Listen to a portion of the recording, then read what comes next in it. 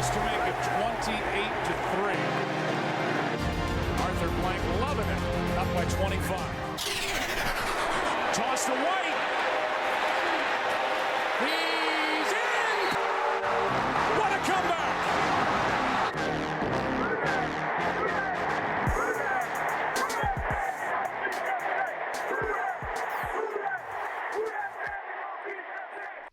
All right, welcome to another episode of Saintsaholics Anonymous.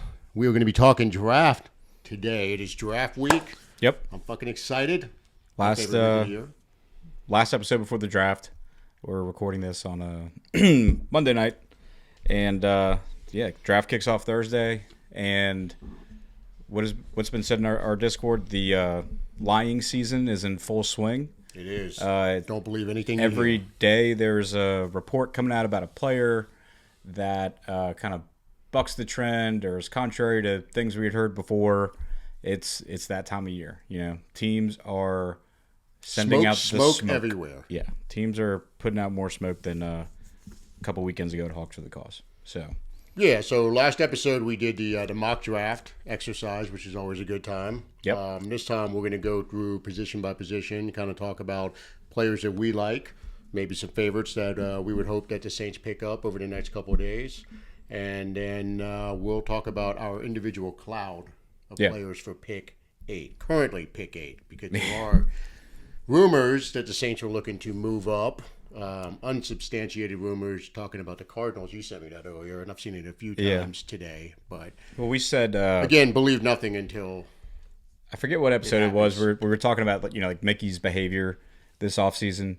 Where I don't know what adjective we use, if we said like he's restrained or he doesn't seem like he's going all in like he had before because we've only done X, Y, and Z. I think we were talking about the free agency signings and stuff. We're like, yeah, I mean, Mickey's kind of been okay. He's been conservative. And then I think at some point I said, well, we'll find out at the draft just how conservative he's being. Because so far he's been fine. But we'll find out if he's back to his old ways if we end up trading up from 8. Well, we say his old ways, but again, it goes back to the head coach. If the head coach wants something, he's going to go get it for him. So you think it was Sean Payton behind trading for Davenport? Absolutely. Maybe. Loomis has done what his head coaches want, and it's a tried and true formula. And we had an uber aggressive head coach for 15 years. You had an offensive guy saying, "I want this defensive guy." Yes, Corey, that does actually. No, I mean, I'm just confirming. Well, I've said it a few times. Then what's his role? So why even have him in that spot? Why still call him GM? Man, just like that's fine. Move him up to president or whatever. You know, he's got that title too. You know, he's not a GM if he's just deferring to the coach. And if we're being honest, the results over the span of the career are very average. So before you go off on a 30 I'm not gonna, but what I'm saying is I don't think it's just the coach. I think he has plenty of input, coach, but it's mainly the coach. And it's a cop out to let him be a scapegoat that way, or make the coach a scapegoat for him, because I think he does have a lot of input. Well, it's not a scapegoat when they hit. Like, it's still giving, you know what I mean? Like, I'm giving him credit or the coach credit. And we'll put it this way: under Sean Payton, you had 2 of our best drafts ever, and then several of our worst drafts ever. Several. So it's kind of like many. Well, several. I mean, like a lot, way more than it should be. That's what I'm saying. So like, there's not a consistent, and that kind of goes to Nick's point. I don't disagree with you. I think the coach. I think if you look at the past couple years. No, there's only been 2. I mean, one with Kellen Moore, but last year did seem to have more of his thumbprint, at least on the offensive picks.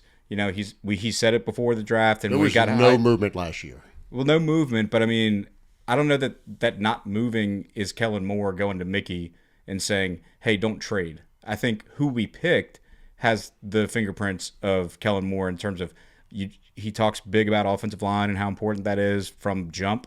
And then you draft offensive tackle who ended up being really good. We desperately needed, turned out. And then you hear about him being a quarterbacks guy, and he drafts Tyler Shuck. Devin Neal could be, any offensive coach maybe could have gone there. Just you're talking about a 6th round. Yeah, but like the Banks and Shuck picks have Kellen Moore all over it. So there is credence to that. But Well, it's also pretty well documented with basically every Saints beat reporter, and then just what the eye test will tell you over the years. And Loomis goes and gets what his head coach wants. He's not a personnel guy. He never was a personnel guy. I think the Peyton years are kind of not the rub on that per se, but the Peyton years make that a little bit harder to dissect, only because you had some years where look, some years you hit, some years you don't. Like, that's the reality of it. We all know that. Yeah, but absolutely. But just I don't know. There were like several different behaviors.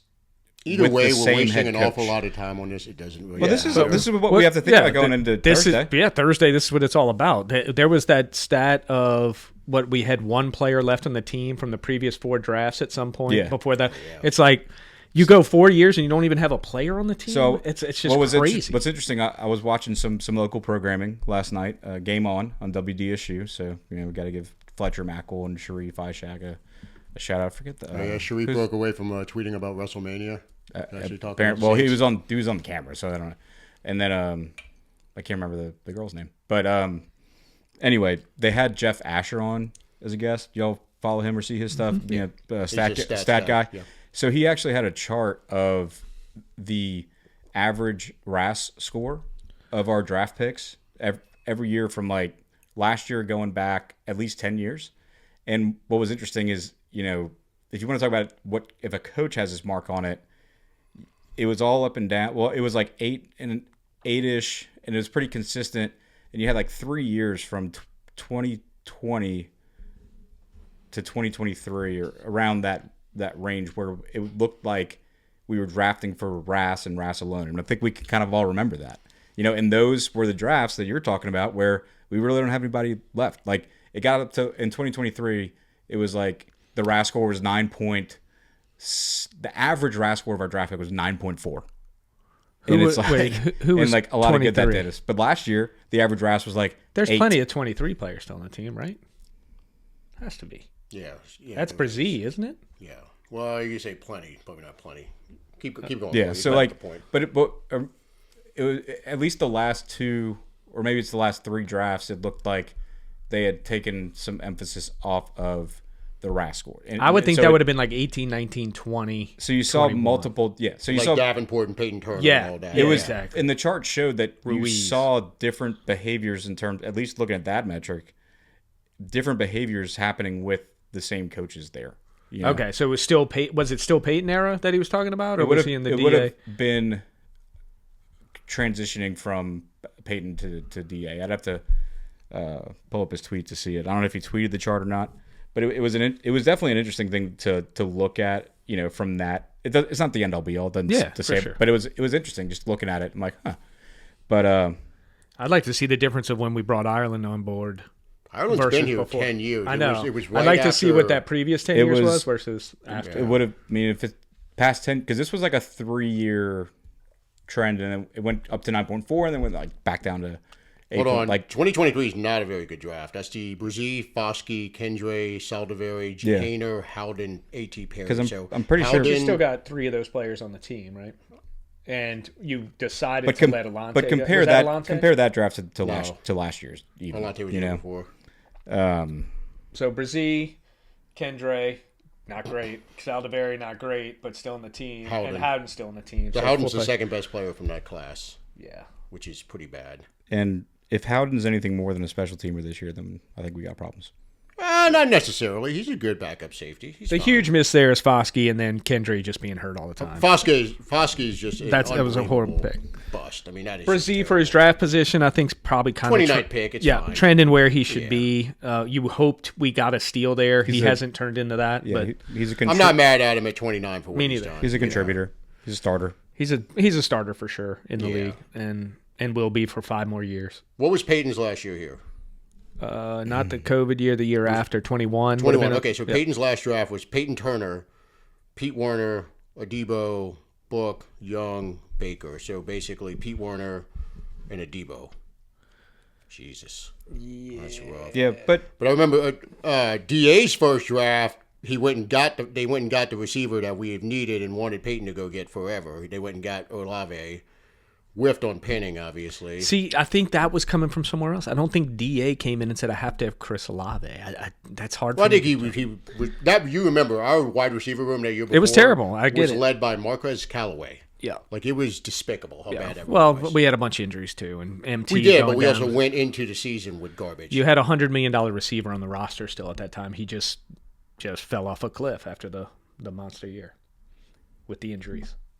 Right, but he was still injured. I mean, it was a pretty bad. It was still an overpay, grotesque overpay. And that's why when we're talking about the draft up, why I think all of us have a huge aversion to it, because it just simply hasn't worked out for us. And we've done it a lot. You go all the way back, Jonathan Sullivan and Davenport and Watch yourself, man. That's a dog. Sullivan was a bad pick. I'll say it. It was a pretty bad pick. Well, we had such success with Charles Grant. We're like, yeah, let's bring in another Georgia guy. Grant was a good player till the injury. He was a solid player. Yeah. Then, of course, we signed him and he immediately gets injured. It's classic Saints.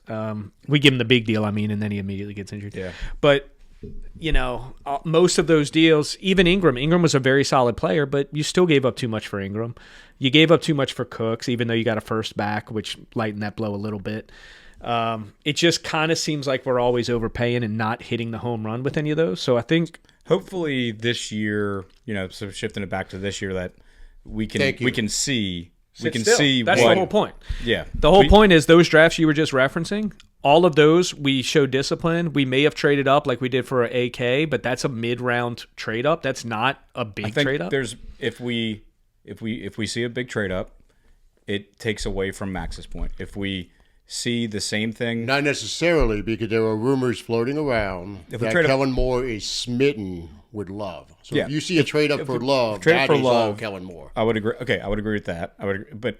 But at the same time, there's a huge element of what are we giving away, because we saw with Trade ups are rarely ever good, and they're never good. But we can agree that we've seen compensation for trade ups run the gamut, and especially to our detriment.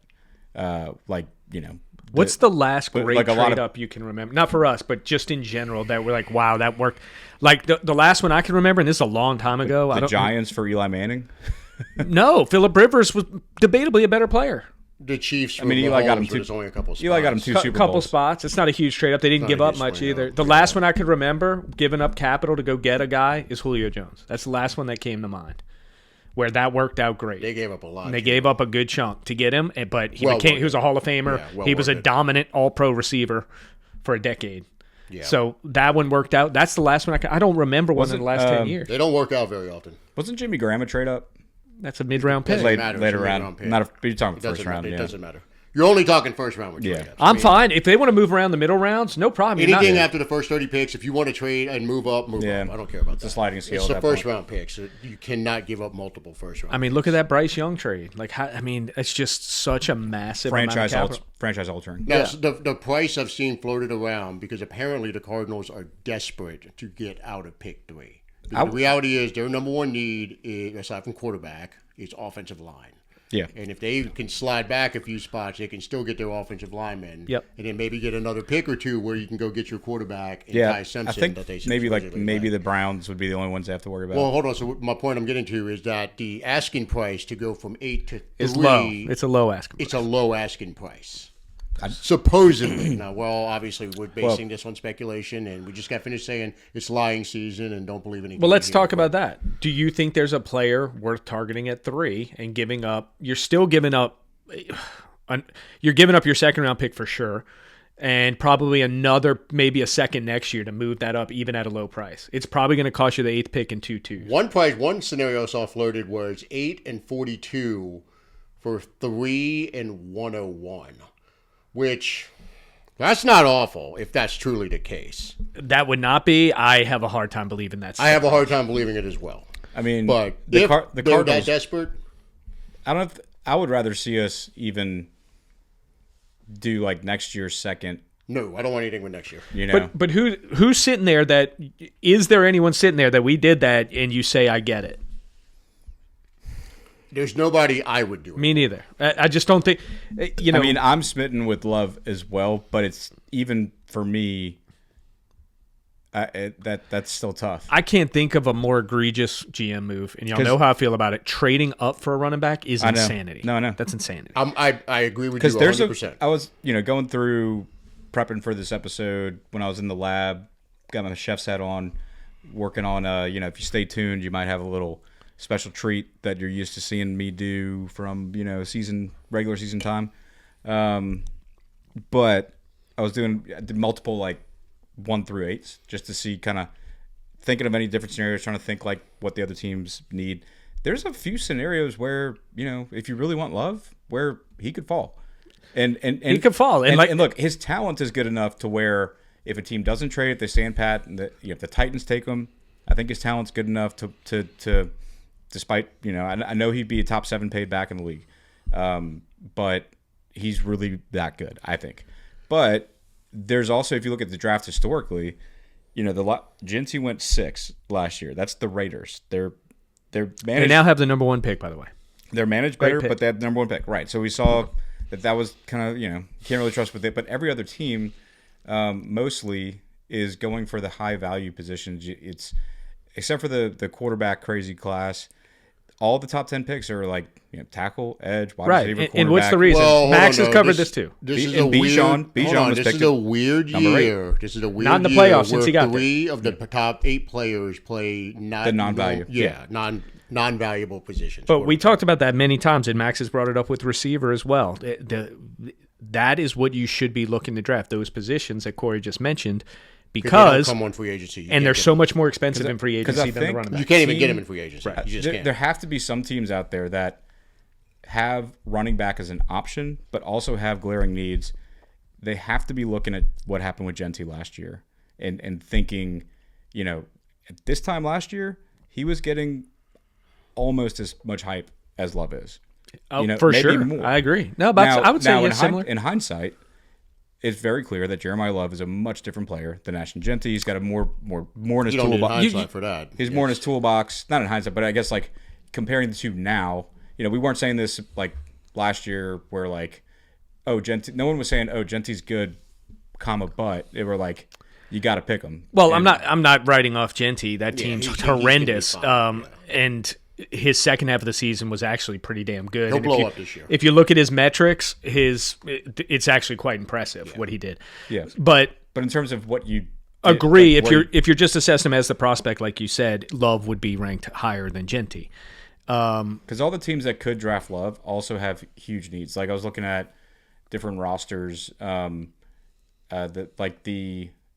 Giants, for instance, they have Paulson and Debo at corner.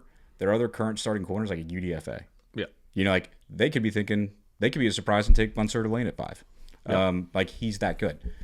There will be a surprise before us. I think there'll be multiple. I don't think we know what's going to happen. That's a certainty. That's why when we were talking about our picks, and I'm like, Bailey could be something weird's going to happen. Something weird is going to happen. And just because I think these group of players, the good thing is I think there are legit 10 really good players that could develop into really great players.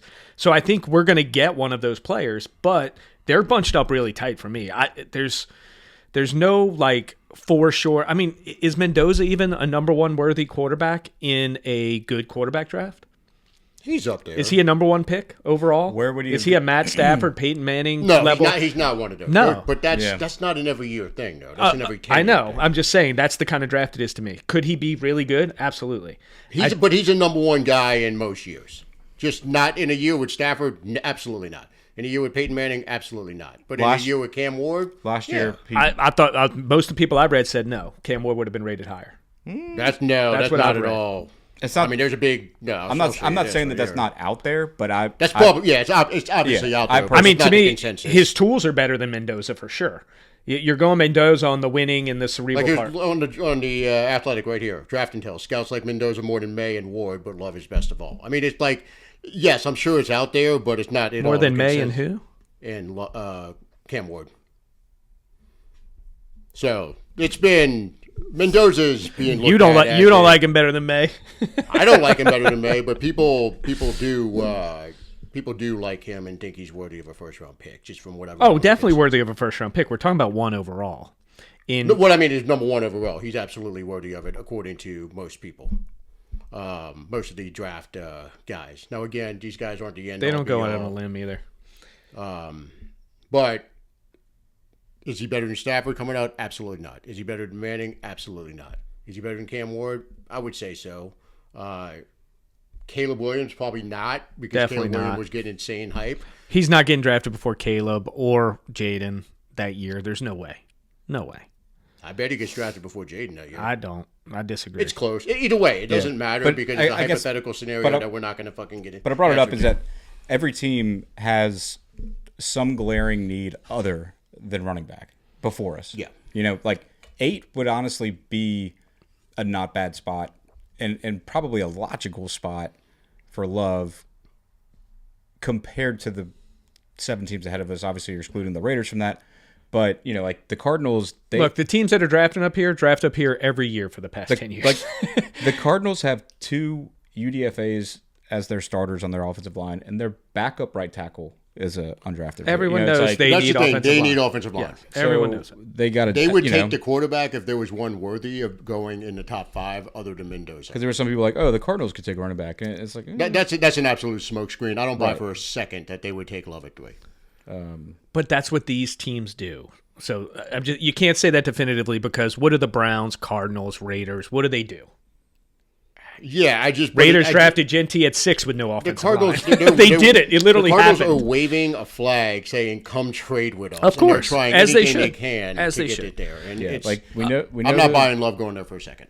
We know, I the agree. Jets aren't doing it. You look at the Giants. I had a hard time in a lot of these self mocks where Love gets past the Giants, and I'm mentioning Love because obviously I'd love to have him at 8, but where he goes will obviously impact our position, and also what the Cardinals do as I was running through it. That matters. That's the pivot point. That matters a lot because if they go, The Giants matter a lot too, but y'all both harp on get the young quarterback weapons for us.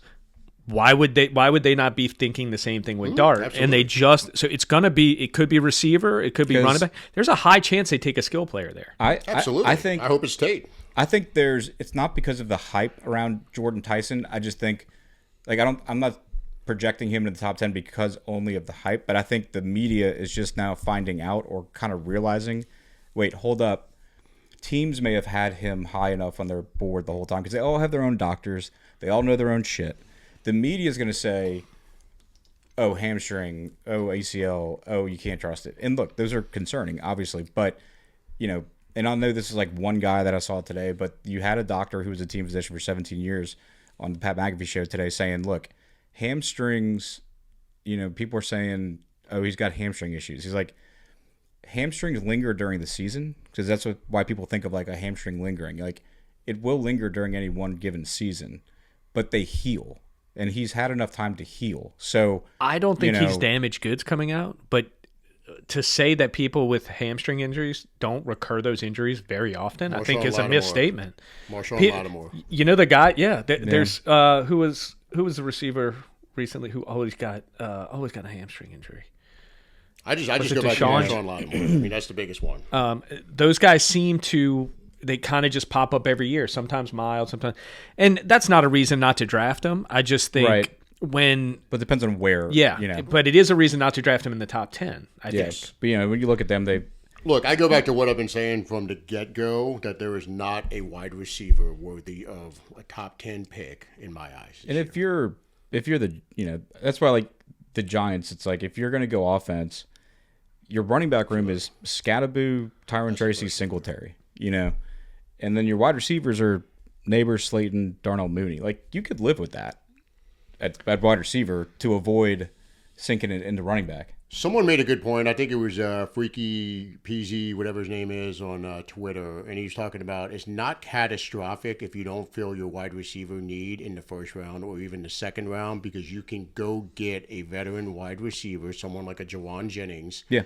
And you can have a stopgap for a year Who that will- is good enough yeah. to throw on the field. They will produce, and You still have Debo Samuels floating around out there. You've got Stephon Diggs is still floating around out there. Jawan Jennings. Tyreek. A.J. Brown is going to get traded. Tyreek Hill. There are good is receivers. Keenan Allen still free?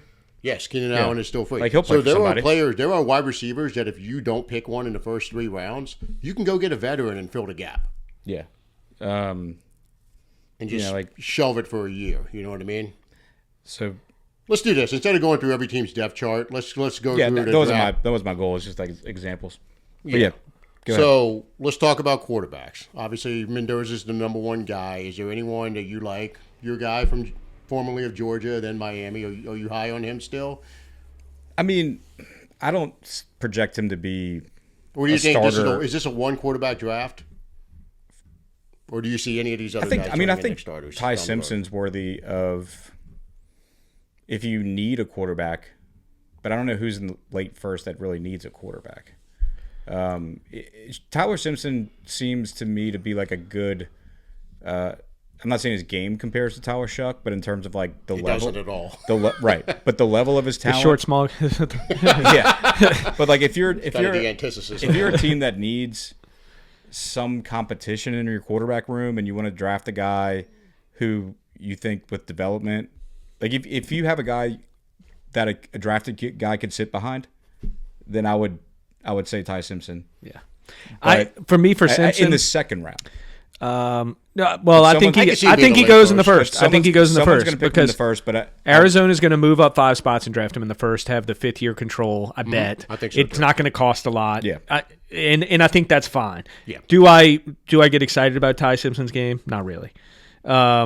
I think this is a really bad quarterback class. If you're asking me, horrible. I mean, there's a world in which, if you believe the injury reports about Garrett Nussmeier, there's a world in which Nussmeier could end up being the best QB out of this draft. He could. But that's like, more based on this not being a good quarterback draft. Right. Is there a path? Could I believe if he ends up being the best one in the draft? I can believe it. I don't foresee it. Yeah, but it's like how far? How? What's the highest ranking we think the best QB in this draft will ever get to? You know, it's right. like Mendoza could be a top 10 guy.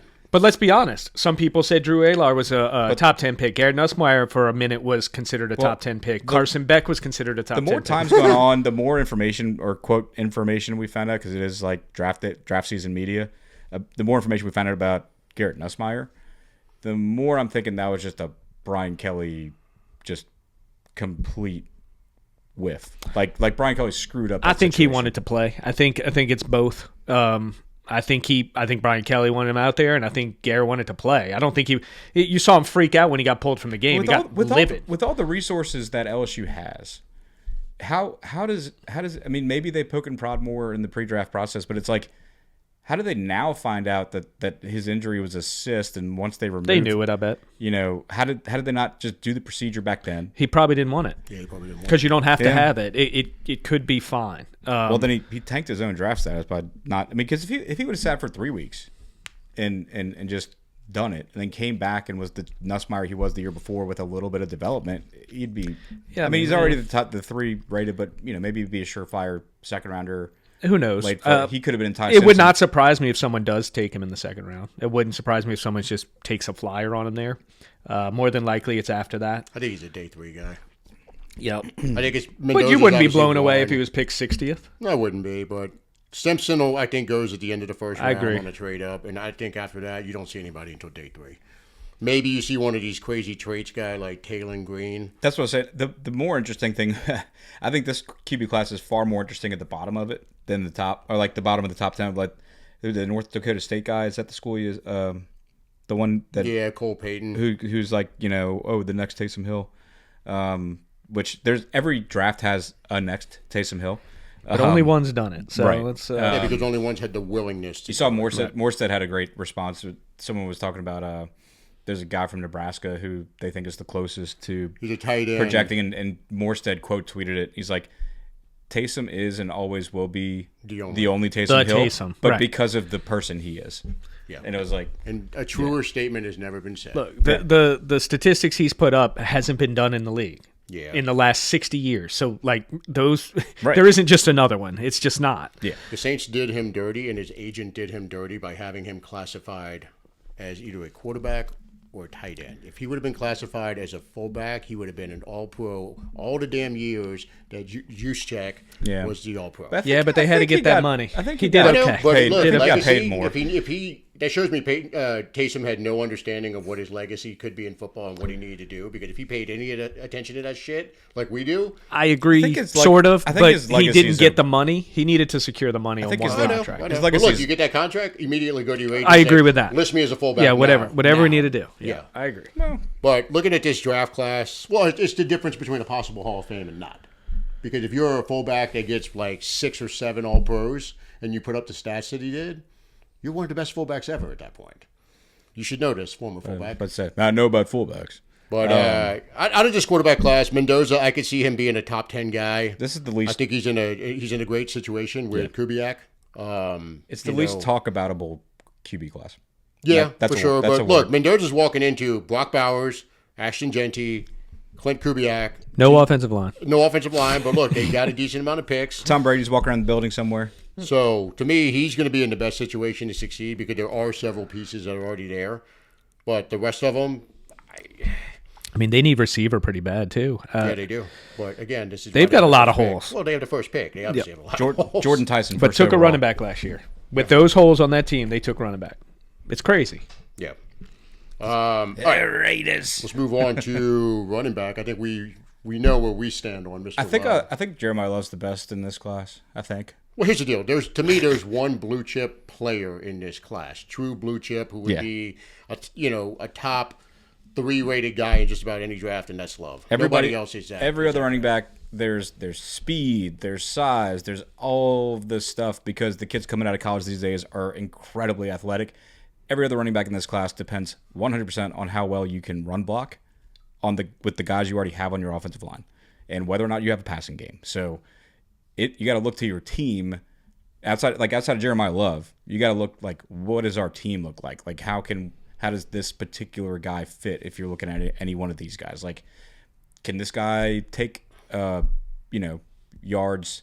What's his yards before? Does he need a lot of yards before contact, or can he be a yards after contact guy?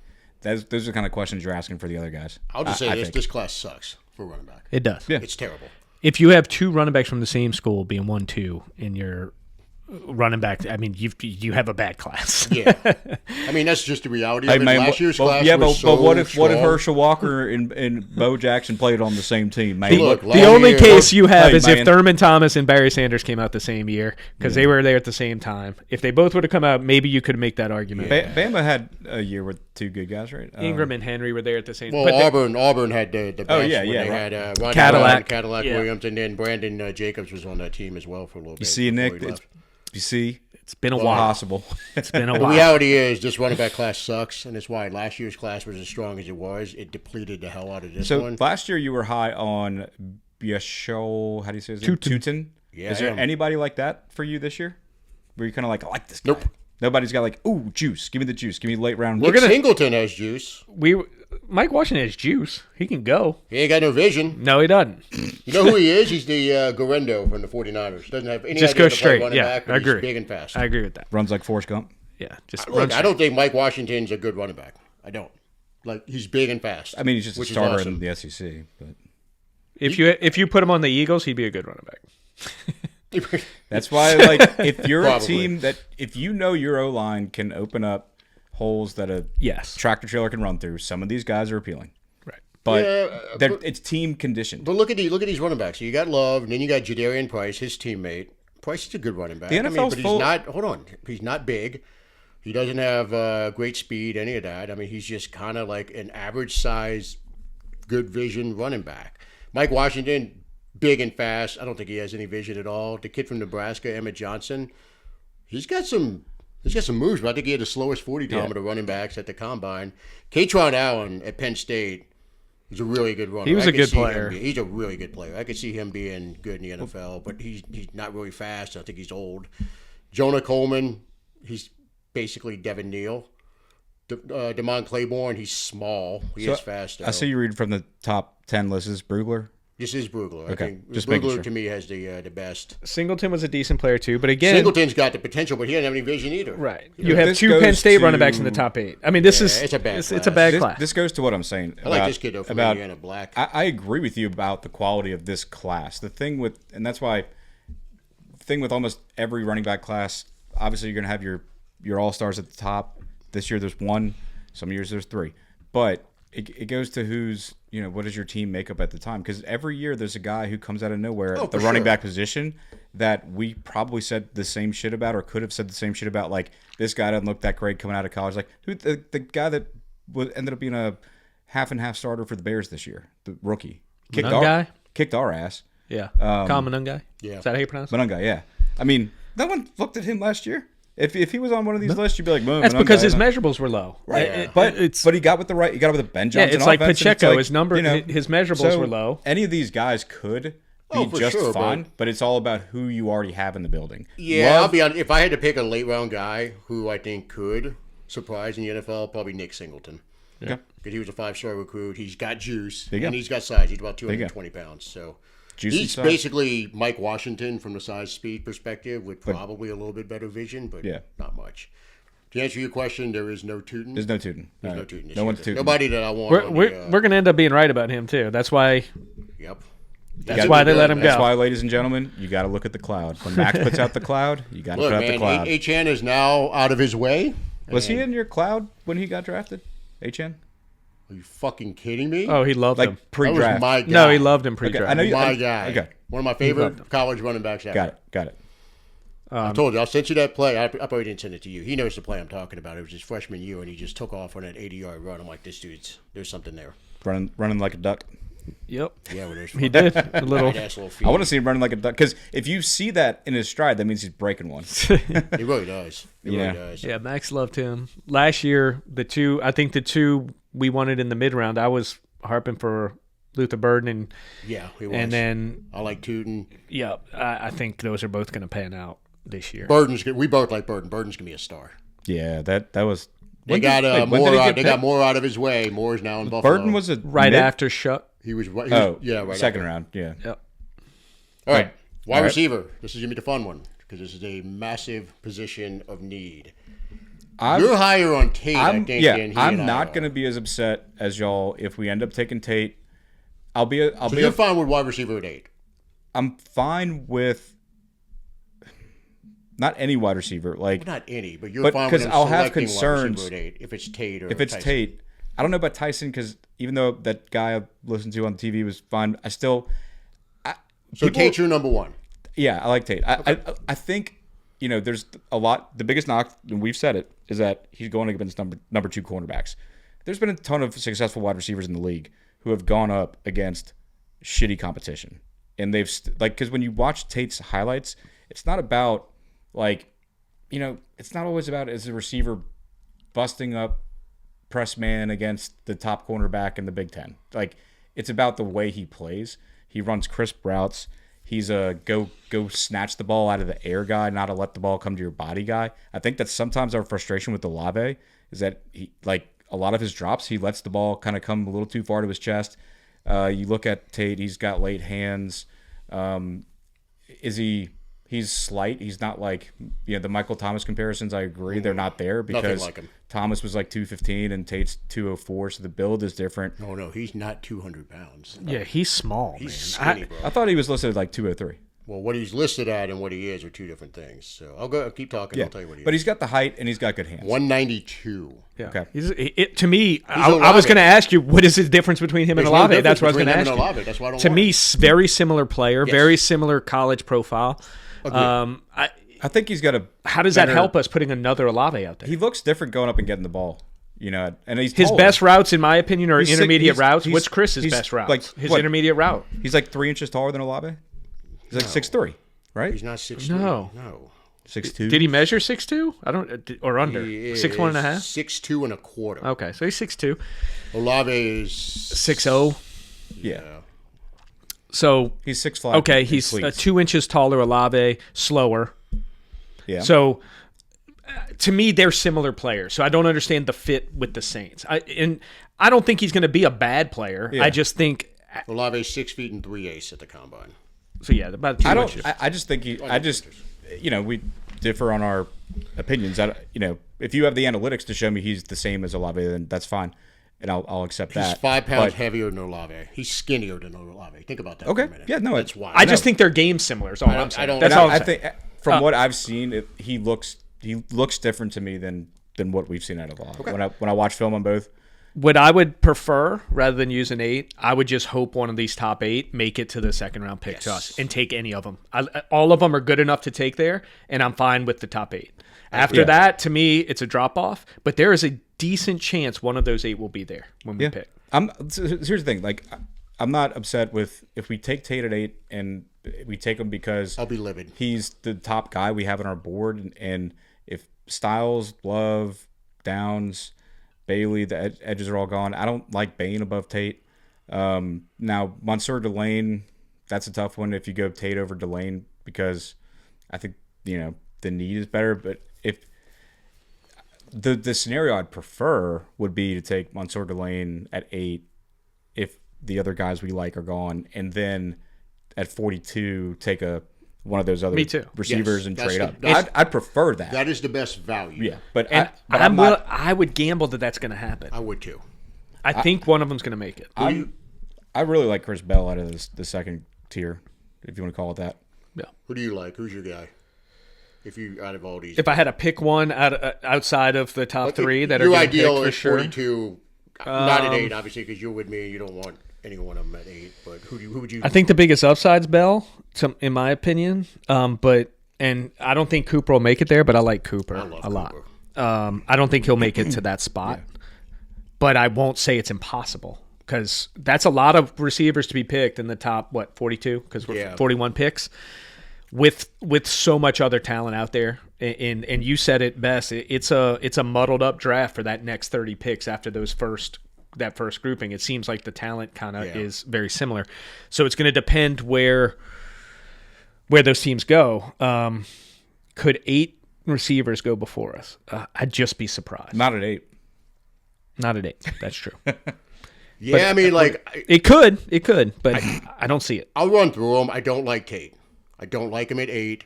If you traded back and he were available after like 15, then I'd be happy with That's where he should be drafted. That's where he should be drafted. Makai Lemon, love the player. I'd be mad as hell if we picked him at 8. Yeah. He's tough as nails and he brings what we don't have currently in the room, but not at 8. Jordan Tyson, again, you give him to me at 15, I'd be thrilled. Not at 8. Casey Concepcion, that's my guy. Fucking love him. Watched him all year. He's awesome, but luckily you don't even have to consider him at 8. That's in the 20s somewhere, maybe even in the second round. Omar Cooper, agree with you. He's awesome. That dude, he's got some little Jarvis Landry, I think, coming out to him. Like just that kind of just. Isn't he Amari's brother? Is he his brother? I don't think so. I thought I saw someone tweet that. I didn't research if it was factual or bullshit. It's a big age. I'll look it up. I don't think he is, though. Speaking of people getting mixed up with names, Denzel Boston, not related to David Boston. But David Boston's son is at Ohio State, right? Is he? Doesn't he have a son? No, Chris Henry's. Chris Henry. Okay. Omar Cooper, though, love him, but I think he's a first-round pick. He won't make it to the second round. Denzel Boston's good, man. He's not. He's more of a Michael Thomas type. Big body, strong hands, goes up and makes a contested catch. That's why I like Chris Bell.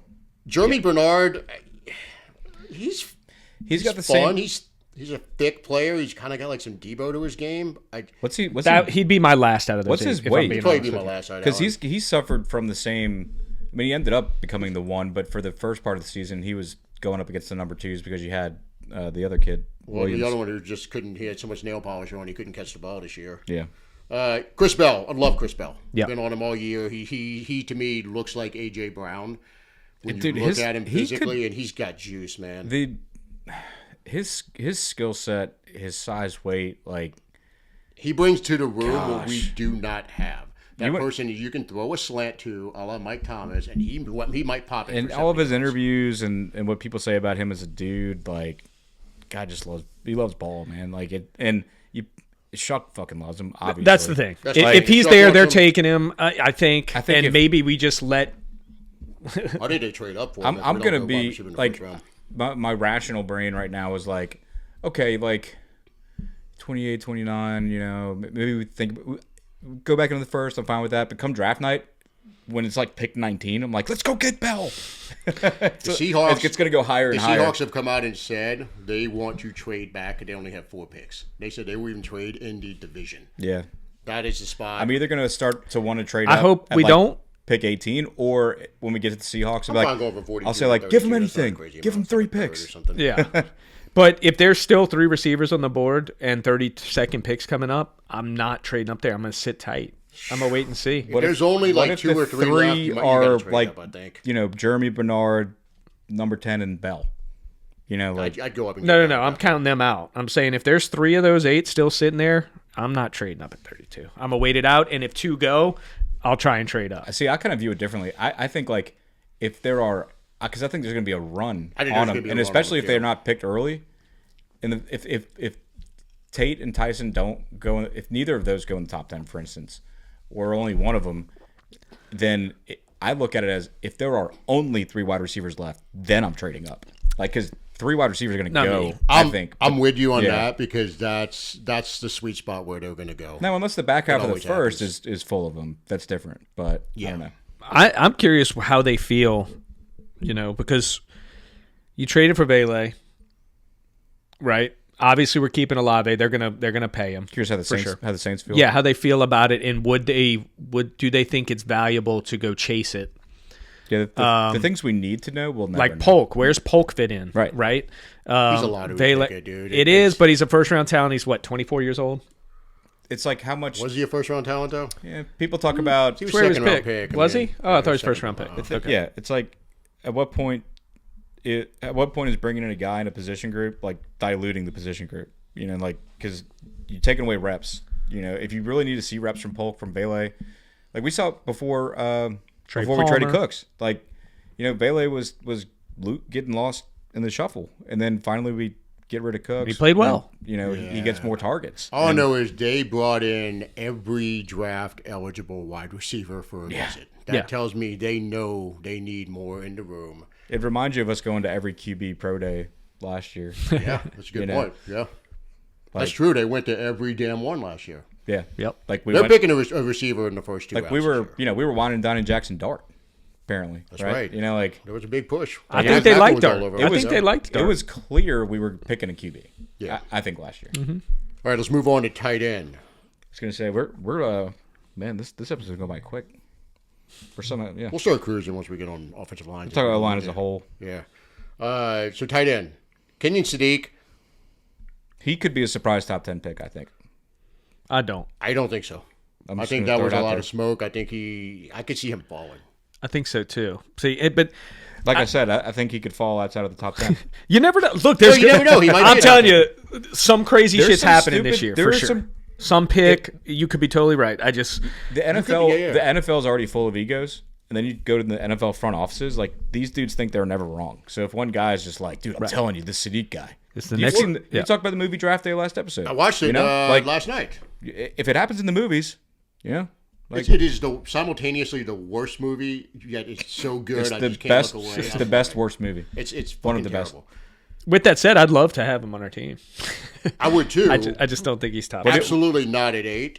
Right. And I've been telling you guys about him all season. I like him a lot. I don't love him that high. He's not Brock Bowers. If we he's drafted- not Tyler Warren. He's not Lovely. If he's sitting there at 32, I and would- Bell. I would. you're going to get him first, right? Get both of Yes. them. I am. I'm I'd going go. to get him first. I would go get Sadiq first because as we talk about, we all agree on this. A stud tight end changes the equation and it changes an offense. And at 32, I would trade up to go. But get we got him. Noah Fant. We do, and I think that's a great signing. a great But signing. if that guy's still there at But he's- 32 and it's cheap I to say go, it in jest because he's not that guy. I'd rather trade up for him than Bell. But At 32, I agree with you. I would do that. I don't think he gets there. But He won't get there. I think he goes into 20s 18, probably. 19, 20, somewhere around there.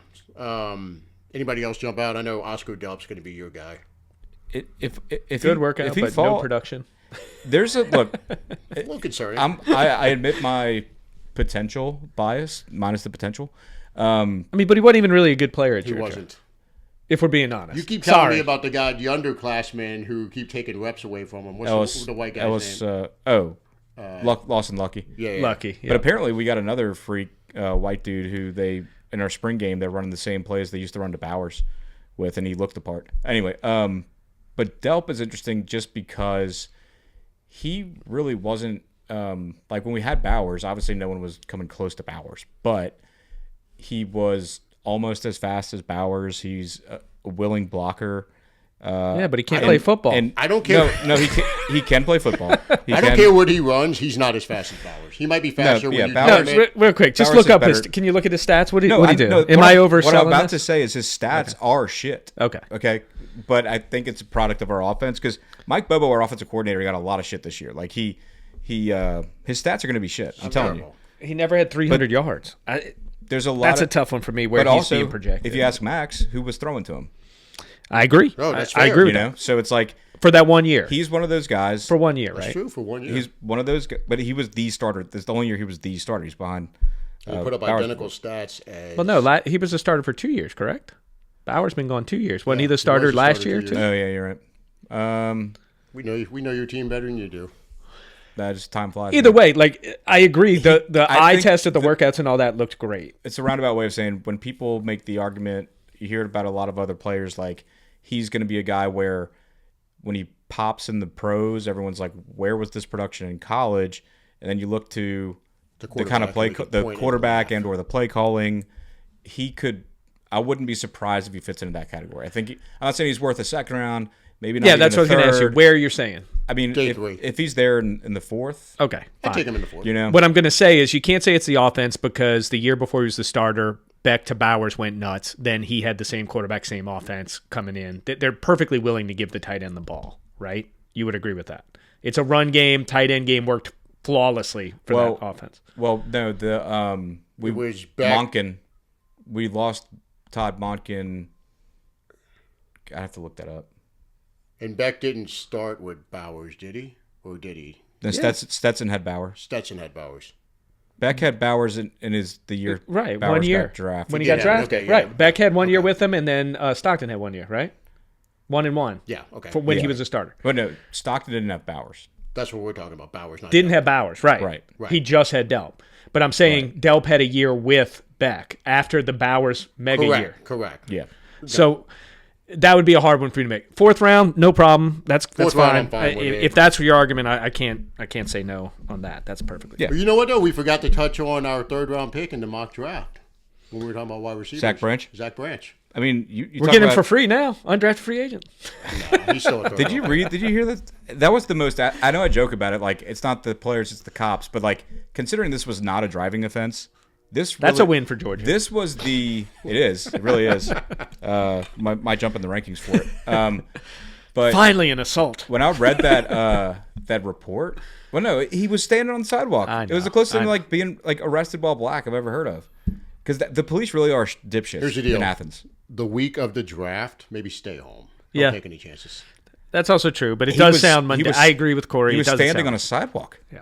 It sounds like a lot. Well, the reason I wanted to bring him up is that Steve Smith, there was a... He liked him? There was an article, well, they were just talking about how it was a just absolute gross misuse of him at Georgia, and they broke down the routes that he ran. It's Were like 50% of his disgusting when you look catches at within 5 yards. it. Yeah. Yeah. Yeah. It's just the Look, worst misuse of a player. It was like Bobo. The biggest thing that we hate about Mike Bobo as fans is that he's constantly running these goddamn bubble screens, wide receiver screens, and it's just it's to death. And maybe it is a product of the quarterback, but I think it partially But it's like is he finally- a product of Kirby. but he too, used to though. do He it- wants to win Kirby's that way. too loyal. Ball control. Yeah, Kirby wants ball control. Right. Kirby's also very loyal to Bobo. He stands up for him and shit. But when we had It's Monken, worked okay, Corey. Well, Monken was our quarterback, was our OC for back-to-back national titles, True. and our offense was flying, and especially the second year. But Before you go off on a tangent like you would... I was just going to say with with Zach Branch, he at least ran those plays like really well. I've never Yeah, but seen the problem is, though, he hasn't run any NFL routes. he can't. I mean, We don't know that. That was Steve Smith's whole point. Well, it's an entire breakdown. Look, if we don't video get wide of him. receiver in 2, I'm perfectly fine drafting him in the I don't third think round. he's Me not, too, look, but that dude should be a he's late not- first or early second round Right. pick if he was in a traditional offense. he's not going to come in, especially at the round he should be drafted in, which is like probably like third round.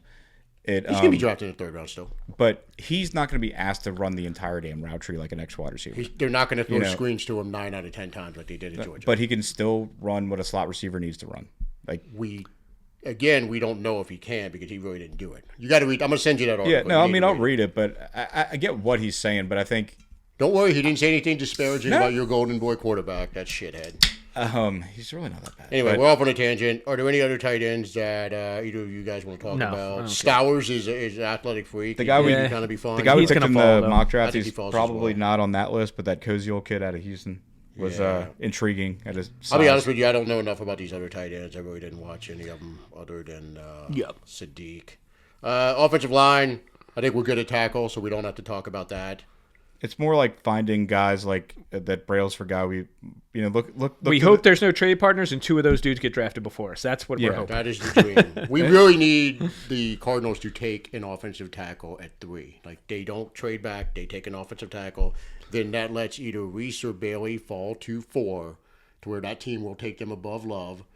And then you hope that the Giants stick to their board, and then you can – Yeah. yeah. But no, I mean this is a year where hopefully we kind of sit out the top tier guys. Yeah. Well, look, I would like a guard. But I'm saying wait. Just I hope we wait on that. You don't want 3 straight first-round picks on tackle? If we first round to offensive linemen, I know they're good, but Jesus. Hey, man, Ioane? No, I know. Like Vega is Venga. I keep forgetting the ends. Venga is incredible. I watched the Baldy's breakdown of that dude, and He's an animal. Like you could feel the saliva coming through the screen with Baldy. It was like this guy. This guy too, man, Keelan Rutledge. I've seen some some Georgia clips Tech. of him. He's mean as fuck. And then the Iowa guy with the mullet, Shout James out, Dunker. shout out to your boy Larry Miller for a Tech guy getting some praise. I mean, I think we all think we're probably drafting a guard somewhere. I don't think They I don't gotta think it's get going to be a someone to high compete pick. with. or a tackle Yeah. that can be converted to guard. Something Yeah. like that. Yeah. Look, the ones I would keep my eye on, Rutledge and Dunker.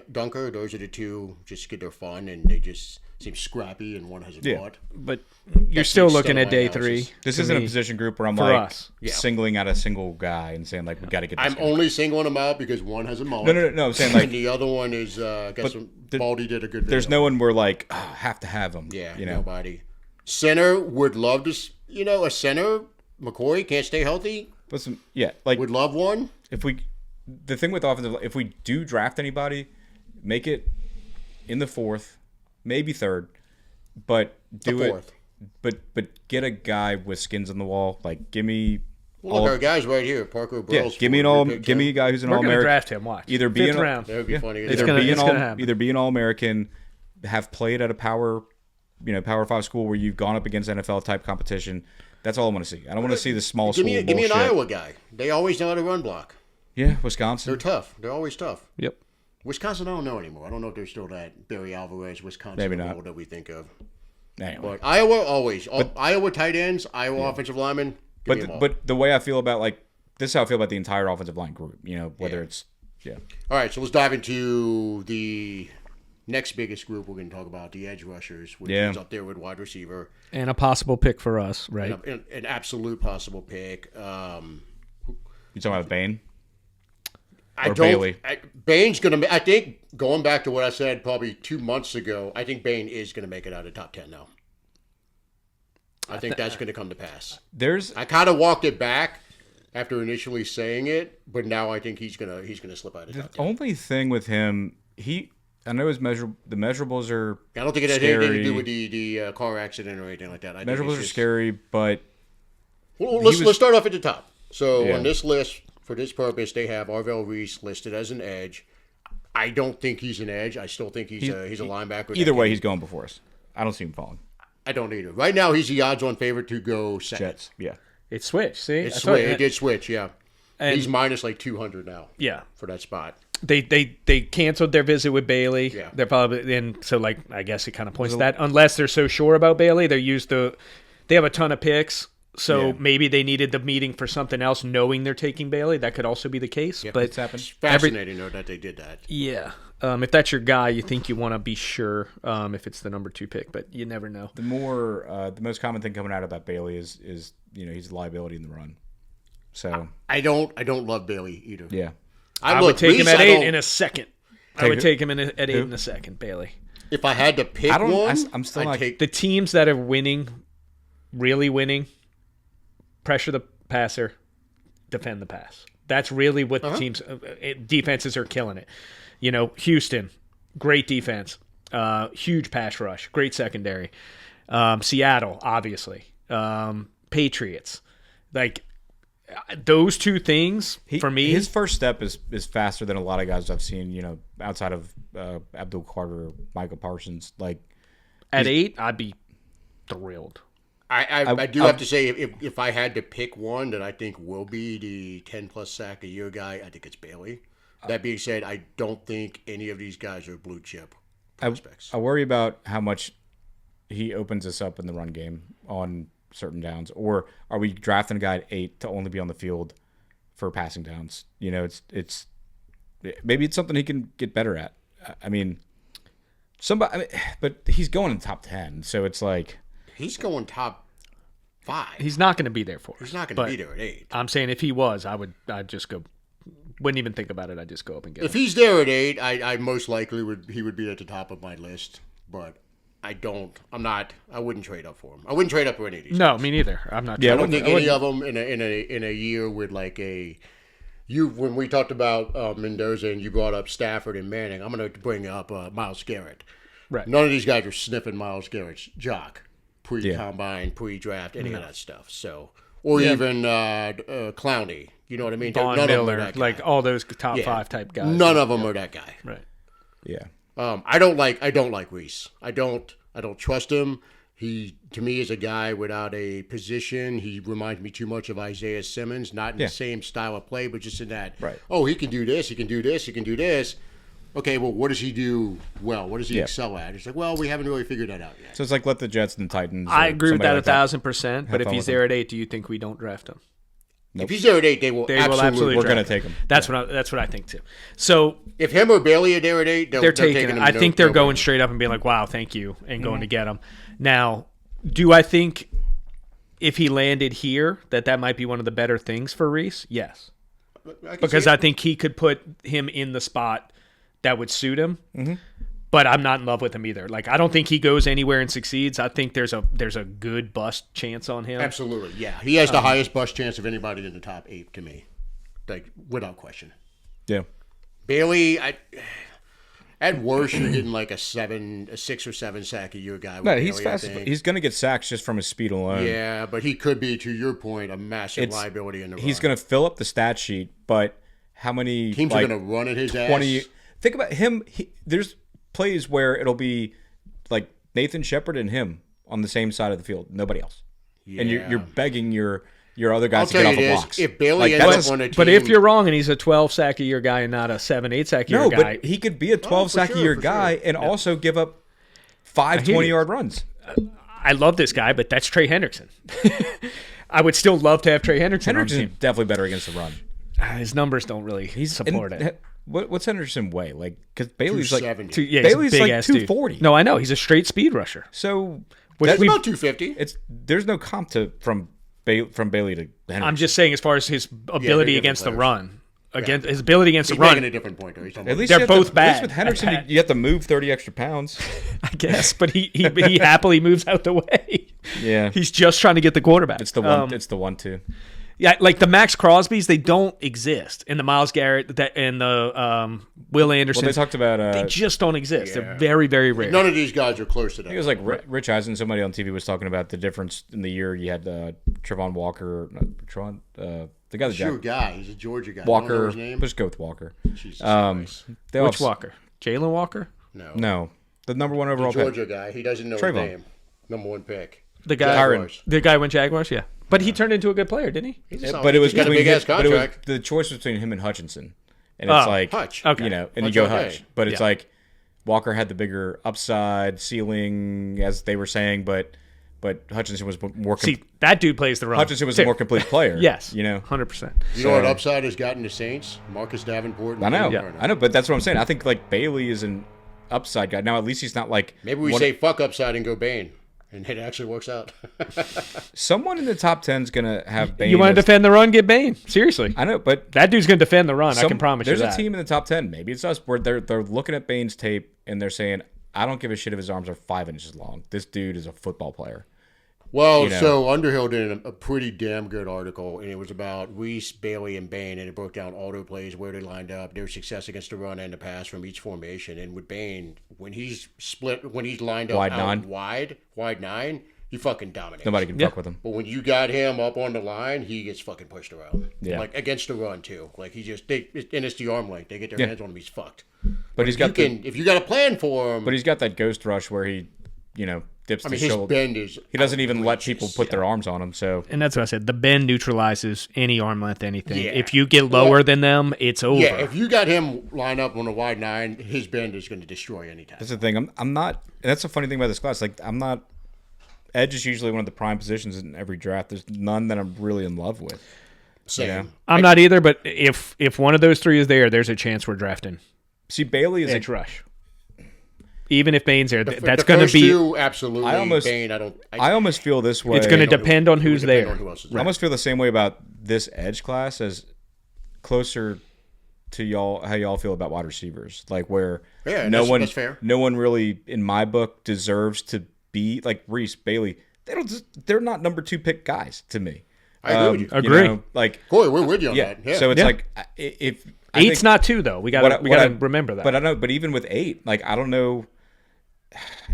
That's to a me, good point, though. 8 is not 2. And at 8, you can pick him at 8 for sure. that's a Reese and Bailey. that is a you can- tough. because the value if you hit, I didn't sign up to be doing calculus tonight, right? Okay. So, but look, I would prefer if someone told me like we could even drop back to 10 and take Bailey or Bain and get anything. You can't. Bailey is not going to be there. Like, don't even. That's what I start think. In my raising book- scenarios of dropping back to. No, I know, but in my book, like I don't see Bailey.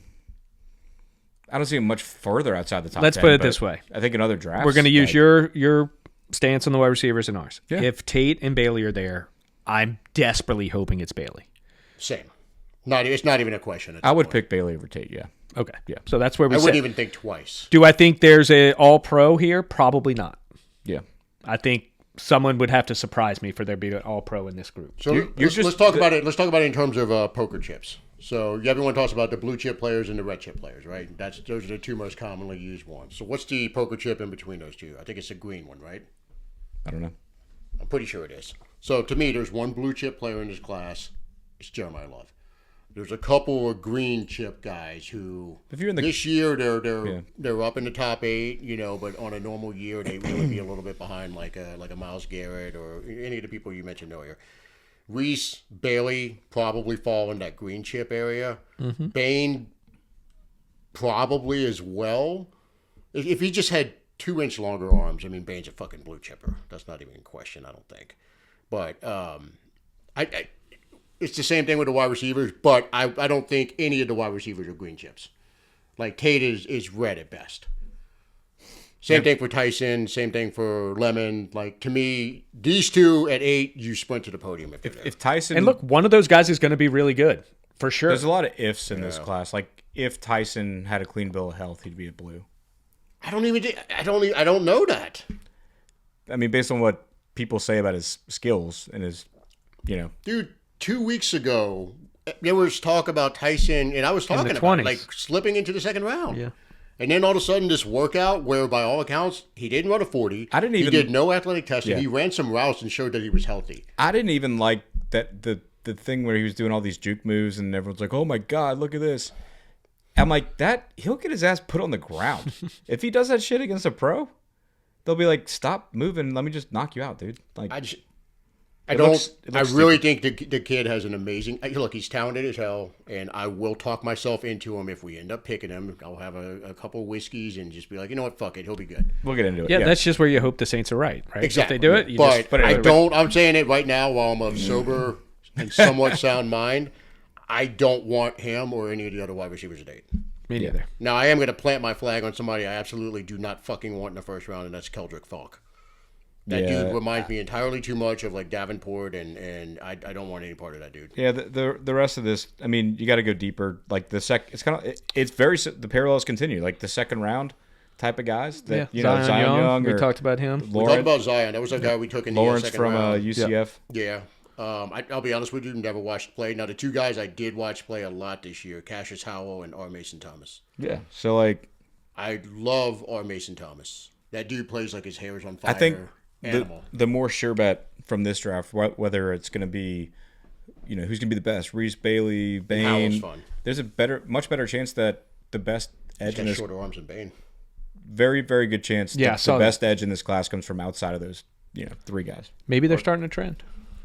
You They're carrying the banner. It's up to them now. Otherwise, the stereotype sticks. I love the three of us who have like 20-inch arms are talking shit about these guys with the 31-inch arms. I got like 34 inch Who arms. I don't know could what you're hold us talking by our forehead as we try and punch him with no problem. about. Yeah.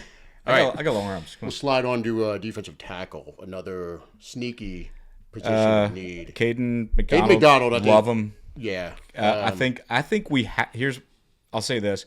I think we have to get one of the top guys in this class. I think We're not gonna. Our need Well, for here's a question for you before you go any further. For what role? Nose? nose.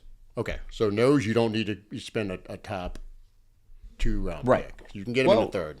Yeah, right. So Number 6 right here. Big Citrus. Dominique Orange. I think we have to come away with a nose who can compete for the starting job. This Florida State kid, Daryl Jackson, is another one. He's a Yeah, fucking he's beast. good. I don't know if we're going to be able to get Caleb Banks that Ross Jackson was putting out there. Christian Miller, from one of my guys from Georgia, had a great interview. Banks scares me with the injury. history. Miller is one of these guys. Could be like Devontae Wyatt, who came out of Georgia, where like he was second fiddle to Jalen Carter. So like no one's Jalen Carter since Jalen Carter, but like Miller's a guy who played in Kirby Smart's defense. He knows how to play in the middle. He's got that work ethic that a lot of the other Georgia defenders have, who have always translated well to the pros. Like if How many we could, speeding tickets does he have? he hasn't been popped yet, so it's probably coming because Still got a couple few days days. of the draft, Yeah. yeah. Hope he's. I'm just not- going to say I don't want this pick happening before round 4 if we're taking one. I want it. I I don't want a second round pick. I mean, I'm okay in round 3 if if we, it's the right guy.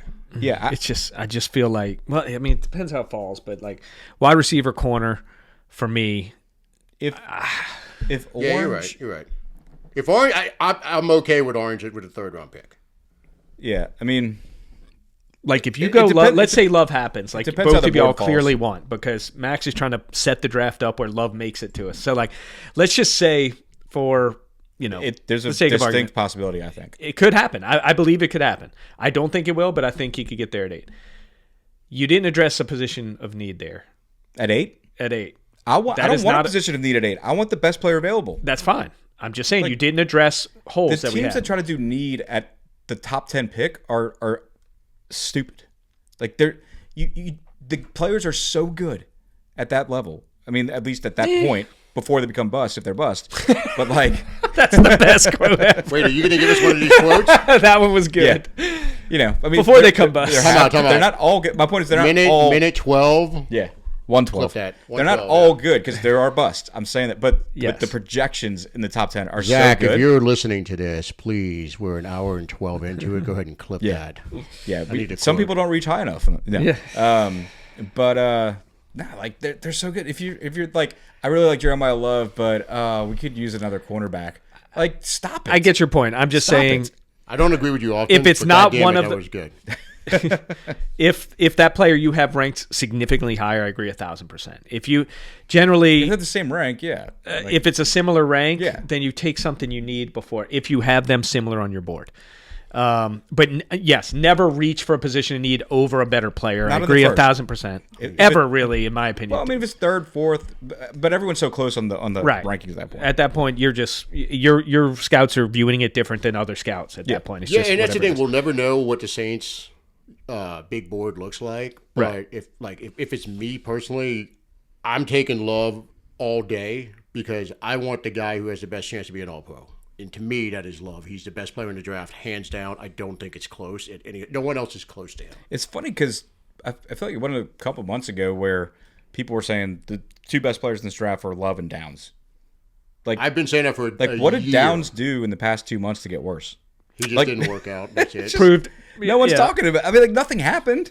And he still might be the fifth He pick. didn't like go, blow coverage. He didn't No, play any but games. We're talking, just as you said, we're talking just about the hype- top 5, top 10 picks here. And if you've got a guy that is on the borderline of But, a, like- a freak, It's yeah, the work. I mean, but it's like, you're betting a lot. I mean, but the same people who are like these GMs, if I'm a GM, Yeah, Daniel Jeremiah, like he was one of the ones saying it. Like the two best guys here are Love and Downs, and now he's got Downs at 10. But that's great. It's also two positions It's a position that are, that's- are undervalued. Yeah. So you have to keep that in the equation.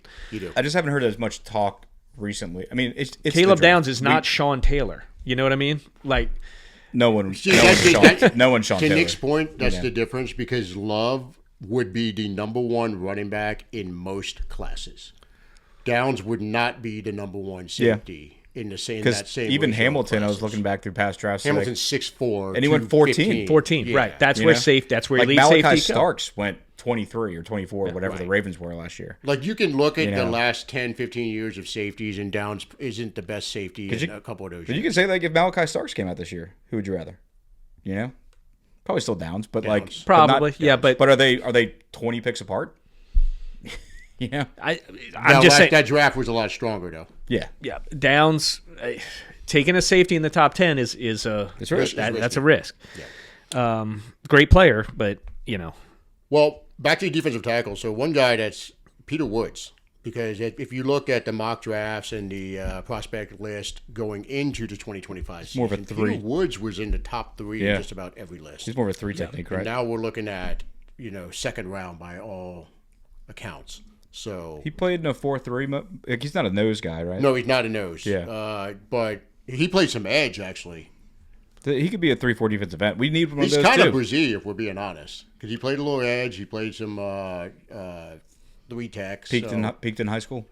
no Come on, freshman Brazil year. was Freshman like- year, both Freshman peak. year, he's the best player on the team. It's true. Woods is. I don't know why I get to like. He's one of those guys that if he made it to 42, I could see the Saints being like, you know what, he's the highest rated guy on our Depends board. on who's Pick him. if we try to trade up for Bell, just didn't happen. And if all the wide receivers if we didn't take Tate at 8, but if all the other wide receivers are gone, then I'm like, all right, maybe let's if things didn't fall the way we wanted or would have hoped. To Nick's point, weird shit is going to happen. Yeah, Some Some crazy's happening. curveball is coming out of nowhere every year. Every year. Every year. All right, let's move on to linebacker. Obviously, you've got the alien from the planet Cybertron, Sonny Styles, and then there's everybody else.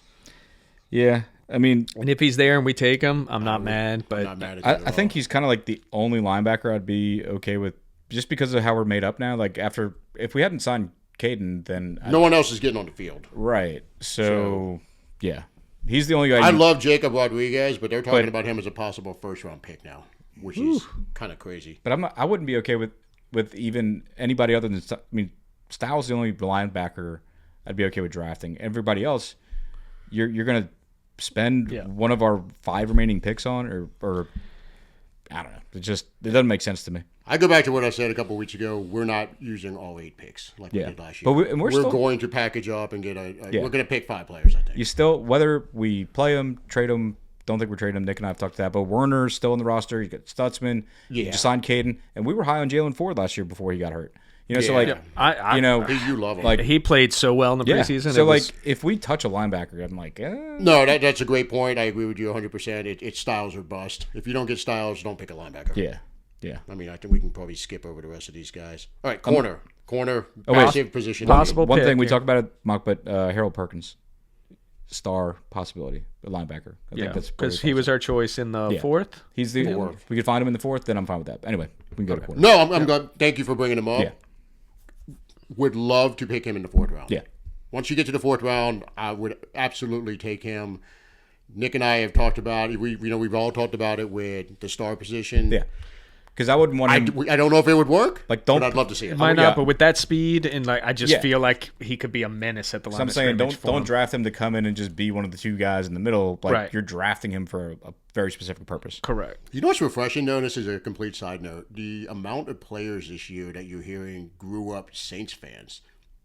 And it's crazy that there are some of them who did not grow up in Louisiana. Well, they said Shuck was the last player drafted born in the 90s. So if you think about that and how old you are So when the you Saints were when you good. start remembering shit, Yeah. like 2009, 9 years Yeah. old. Well, Caleb Downs grew up in Georgia, and Yeah, he and his brother saw that. grew up saw as Saints that fans. interview. That's my kind of guy. Georgia Then you guy, hear- Saints yeah, fan. yeah. Yeah. Well, then you hear Perkins was talking about, You know how he's a I huge told him Saints. come He's get like, me. look, Yeah. they got to come get me. Yeah. If they don't come get me, I'm not a Saints fan. I no saw more. that. That was cool. That was And cool. Xavier Thomas was in an interview today. I saw it on Twitter. The LSU wide receiver, and he was talking about how his grandfather. He's like, it would be the best day of his life if I get picked by the Saints. Yeah, I think the Downs thing is really interesting though because it's It's like there's fascinating. no Georgia guys. even tie to New Yeah. Orleans. No tie at all. When I saw the interview, I was like, wait, is he a family from here or something? Yeah. And then I don't know. It's just cool to see that. I think we're like to your point. We're finally at that point where these kids that grew up in the Breeze era, Yeah. and that's their first memories of And, football. Tyler and the Shuck Saints was were- literally the last guy drafted born in the 90s. Yeah, it's crazy. Anyway, so back to cornerback. I think we all have Delane as our number one guy. And a possible pick at 8 for sure for us has to be in that mix, depending on what goes before us. I think the only thing I would not be disappointed with that pick. You know what was fascinating? So I listened to Underhill and Triplet put out a pod earlier today, and they were talking about like their guys and all that. Neither one of them were high on Delane. Why? It was crazy. What was the reasoning, They were though? both just like, you know what? Watched LSU play, a bunch this season. Just didn't see. They were like, he basically, Triplet was saying he didn't see do much much of- before he got to LSU. I didn't Came see him to give up a LSU. catch. Is that what they said? I didn't really see many No, it was flashes. just funny. They were talking about McCoy when you look at all the height, weight, speed, and all that. And he's got to have a procedure. They were talking about. think I I would said not something draft like- I McCoy wouldn't- anywhere I don't near want- the top 10. He looks like the one that's going to slip to the second. Yeah, round. I don't it's wanna- going to be Will Johnson again. Watch. No offense to Alvin Kamara, but I don't want anybody from Tennessee. Like, I like that wide receiver. Brazzle. Yeah, the two But kid. someone had a good point about like What was it? drafting a wideout from Tennessee's offense because like they run a totally like It's like Georgia. It's a bullshit offense. the Tennessee's offense is a lot more exciting. Than Yeah, Georgia's it's Chuck offense. and Duck. They have like they put their receivers like 2 yards from the sideline. Yeah. Like they will never do anything in the pros that they've done in college, and that's kind of a problem. No, it's just funny. I just want to know what the negatives they were referencing. There was no negative. It's just like, but neither of them saw him as elite. It's the weirdest thing. I hope they didn't say like, oh, I didn't They really weren't like he's not. They were like, oh no, he would still have him on the board and all that at 8. But they were both just kind of like. It'd be interesting. They weren't saying anything negative. It's just what they weren't like. Yeah, he's a slam dunk number one guy. He's elite. It was fascinating to hear. I'd be surprised to hear them say something like, I don't know. I just didn't really see him do much because like they should know. No, they didn't say that at all. It was just more that the like ball's not going his way. Triplet was saying, he's like, well, he came from Virginia Tech. There was really no fanfare around his signing with LSU before the season, and there wasn't. But I thought he had a solid. Anyway, yeah. No, he was a good player at Virginia Tech. Yeah. That's the thing. Yeah. And it's just, I don't know. It was weird. It didn't. I need to go back and re-listen to You it. think 'cause it- they were told by the team, hey, like? No, I don't think so. Dude, these teams are. What was it? God, there was some player that. You bet your ass Underhill will be dropping the nuggets of who the Saints But are going for a guy who by gets Wednesday. for a guy who gets all the leaks, you would think he could very well also be the guy that Greg Bensel absolutely. is like, Absolutely. dude, like I'm gonna take your license away if you play up Monsieur Delane because like Rappaport follows you, all these guys follow you. If the Saints reporter is saying that the lane is good and that's their guy, Underhill has basically told you who the picks were going to be the last 2 years. every year's different. Maybe they think the Commanders could very well take Monsieur Delane. I'm just telling you, I won money on him just by listening to the podcast and be okay, yeah, let's go for it. I won money on Banks and on Shuck last year, and then the year before, who did we pick? Maybe Kellen Moore saw that after he got here last year. He's like, yeah, don't let him do that again. Okay. Either way, it just was a little surprising. He hadn't I'd like been to go right back and every listen year, to it. though. I get it. He got the last 2, but he hadn't been right every year. But No one's right every year. if the team's So the info is what if it the is. team's you know what I feeding mean? him info a little bit, I could also see the team feeding him to shut the hell up if they really like Delane. Correct. I mean, it's entirely possible. I think the Saints do really like Delane. I just said they were talking about their own personal opinion that they were just not as high. It's just But is it? They didn't say he was an elite prospect, Their which is kinda personal weird. opinion. Are When they, you play those, when boy, you, no one knows. This is speculation. they played Yeah, a that's lot why of good it's pass fun. offenses. lying season? My eyes tell me he's elite. That's why it's fun. We're Yeah. trying to figure out who's lying, who's not. Is he Derek Stingley? No. Is he Agree. gonna to me be a bona fide really good starter with a chance to be a Pro Bowler, like which Is you're he hoping for? Lattimore? No. No. Is he better than Alontae Taylor? Yes, by a mile. Okay, By a so mile. Right. you know, and that's where I'm at. So like he's better than Alontae Quincy, with the second round he's pick. better than our Kool-Aid. He's better than team Quincy Riley. improves Like- by drafting him a and starter. replacing He's a Alontae. starter. Right. Does Because he become the best defensive back we have if you draft him? Sanker better? I don't know. I'm in love with Riley, as you know, so I don't know. Most likely he is the best corner. Close. Most likely. Most likely he's Yeah. the best. So like, I'm all about him at 8. I go off my eyes more than anything. He's the lead of my eyes. Yeah. I think for sure you would expect him to be the best. I just watching what happened last year with Riley. I don't know how good he is yet, but to see that defense completely flip when you changed out the bad corner for a corner who was pretty damn awesome as a rookie, the defense just changed, and that was the major change. Sanker as well, give him some credit, but Sanker got in a little earlier and we still sucked. And then when Riley came in, for some reason, Riley was able to do more what Staley wanted from that position. Yeah, and they say he can play slots. I've read. I don't know. I don't remember where I saw it. Some people think he could transition to slot too. He can play inside or outside, whereas I don't think anyone thinks Kool-Aid can do that. I would doubt Mansour would play inside ever, so would probably put Riley in that slot spot. Yeah, I'll put it this way, like just like we say with Kellen Moore, him drafting Banks, drafting Shuck, everyone's like, dude, Kellen Moore can develop quarterbacks. Kellen Moore recognizes the guys that he needs to run his offense, can coach him up or hire the guys to coach him up. I think Staley's the same guy, the same way on defense. Like, I would feel if Staley says that's the guy I want, I'm great with it. The Saints don't miss on defensive backs. They haven't under Dennis Allen, but I think even last year under Staley, between Riley and Sanker, if those were the only two defensive guys, that's a huge get in one draft. And then Stutzman looks like a baller. Like for what he see was, more. He'll be I think Stutzman ends up a role player, but a player that sticks around for a long time. And then but you got two offensive starters and two defensive starters that I think are for sure starters in this league, probably for a long time. The one we're waiting on to see. Banks, Shuck, yeah. Right. We need to see Shuck cement himself as better than just a starter because you're not going anywhere if he's a bottom 10 starter. But I feel that's great an incredible draft. Any defensive guy, if Staley is the one, if Kellen Moore agrees, Lewis and Staley's like, I can work with this guy, I feel great about it. I mean, look what he did with our defense. Shit. Yeah, and look, I got my guy. I'm going to plant my flag on D'Angelo Ponds. Love him. Even though he's tiny. Small. He's a fucking 44-inch vertical. Big as a pond. He's fucking good. Okay. They were a dominant defense too. So he is good. Won a national championship. Feisty and look, he's so great. And maybe that's something we do later if we don't third go round there. Yeah, I'd be fine with that again. Here's the thing with him. Look, so 5'8" and 5'8", 182 pounds at that. That's stocky. That's thick. 43.5-inch vertical, 4'3", 640. 5'8", 182. I think. Can he play inside? Yeah, he can. So he's a slot guy too. He's very much a slot guy. Then that makes a lot of small, sense. Yeah, but he's feisty, dude. Small in the slots. Small in the slots, fine. What did you say his 40 was? 4.36. Yeah. Small in the slots, fine. He's feisty. Anyway, that's the guy I'll plant my flag on. Would love to have him on day 2. Anything else on corners? No, I think that's probably it. All right, safety. So I like the Ohio State guy here. I like Downs. I don't know why I love him. I don't know why he's dropped. I don't either. He's really fucking good. I mean, I know why he has in some people's eyes. He's really fucking good. I mean, if we got him at 8, hell yeah. I know safety value at 8, not great, but it's like, yeah. I mean, and his size too. We're talking about he's not Kyle Hamilton size. He's not Eamon Ward. I'm like, those dudes are freaks.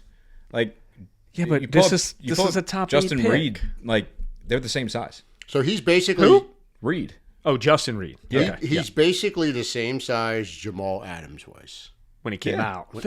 Not where Jamal Adams finished. After he started juicing. But I looked it up the other day because I actually had I responded to Underhill's tweet because he had it incorrect in his breakdown for downs. He had that Jamal Adams was 2 inches. He had to correct Underhill. Hey, he had the downs. He had that Jamal Adams was 2 inches taller than Downs. I was like, no. Like, I've looked at this on the combine, and he's like, oh, well, I made a mistake. Jamal Adams is 2 inches taller than anybody. They were both 5'11". I was gonna say he was right at 6 foot. I thought Jamal Adams. Both of them were 5'11" and some change. Yeah. So they're gonna be when 6 they get foot. on an NFL roster, they'll be rounded up to 6 feet. Right. He's 206. Adams was 214. Right. So I was gonna that's the say Adams difference was there. definitely a little thicker, and then he got stockier. really thick, and then he Right. couldn't cover. I think he took some medicine to get that thing, Maybe. right? Yeah. Maybe. So the point is, he's roughly the same size as Jamal Adams, who was a top 10 pick. Yeah. If he has the same. But what did Jamal first- Adams run? Well, hold on. If he has the same first 3 or 4 years that Jamal Adams It's a home had, run. Hell yeah. you're thrilled with that. Hell yeah. What did Jamal Adams run though? Let me look it up. I just think I look at the way Downs plays. I think it was sub 4.4. he just flies up to the ball. He's instinctive when he does hit. He seems to be a good tackler. Maybe I haven't looked at his missed. He's tackle. a great tackler. I gotta think Staley's salivating over that dude. I think so too. Just with you can put him just about. Some people were 4.56 for Jamal Adams. Oh, I'm wrong. Okay. Some people were talking about way slower than 31-inch vertical, not great. 10-foot broad jump, not great. So it's kind of an apples to apples comparison here. Yeah. And I've watched Caleb Downs return punts. I think he had 2 punt returns for touchdowns. Yeah. He's athletic as fuck. So people are discounting Some his people, athleticism. they have game speed. They just, it. yeah. So I'd be thrilled with it. Now, the other interesting safety to me, it'd be later in the mid rounds. I think he got a mid rounds was AJ Halsey from LSU. He's very a ball interesting. hawk. Because he's a ball hawk guy. Is he what? He's big, isn't he?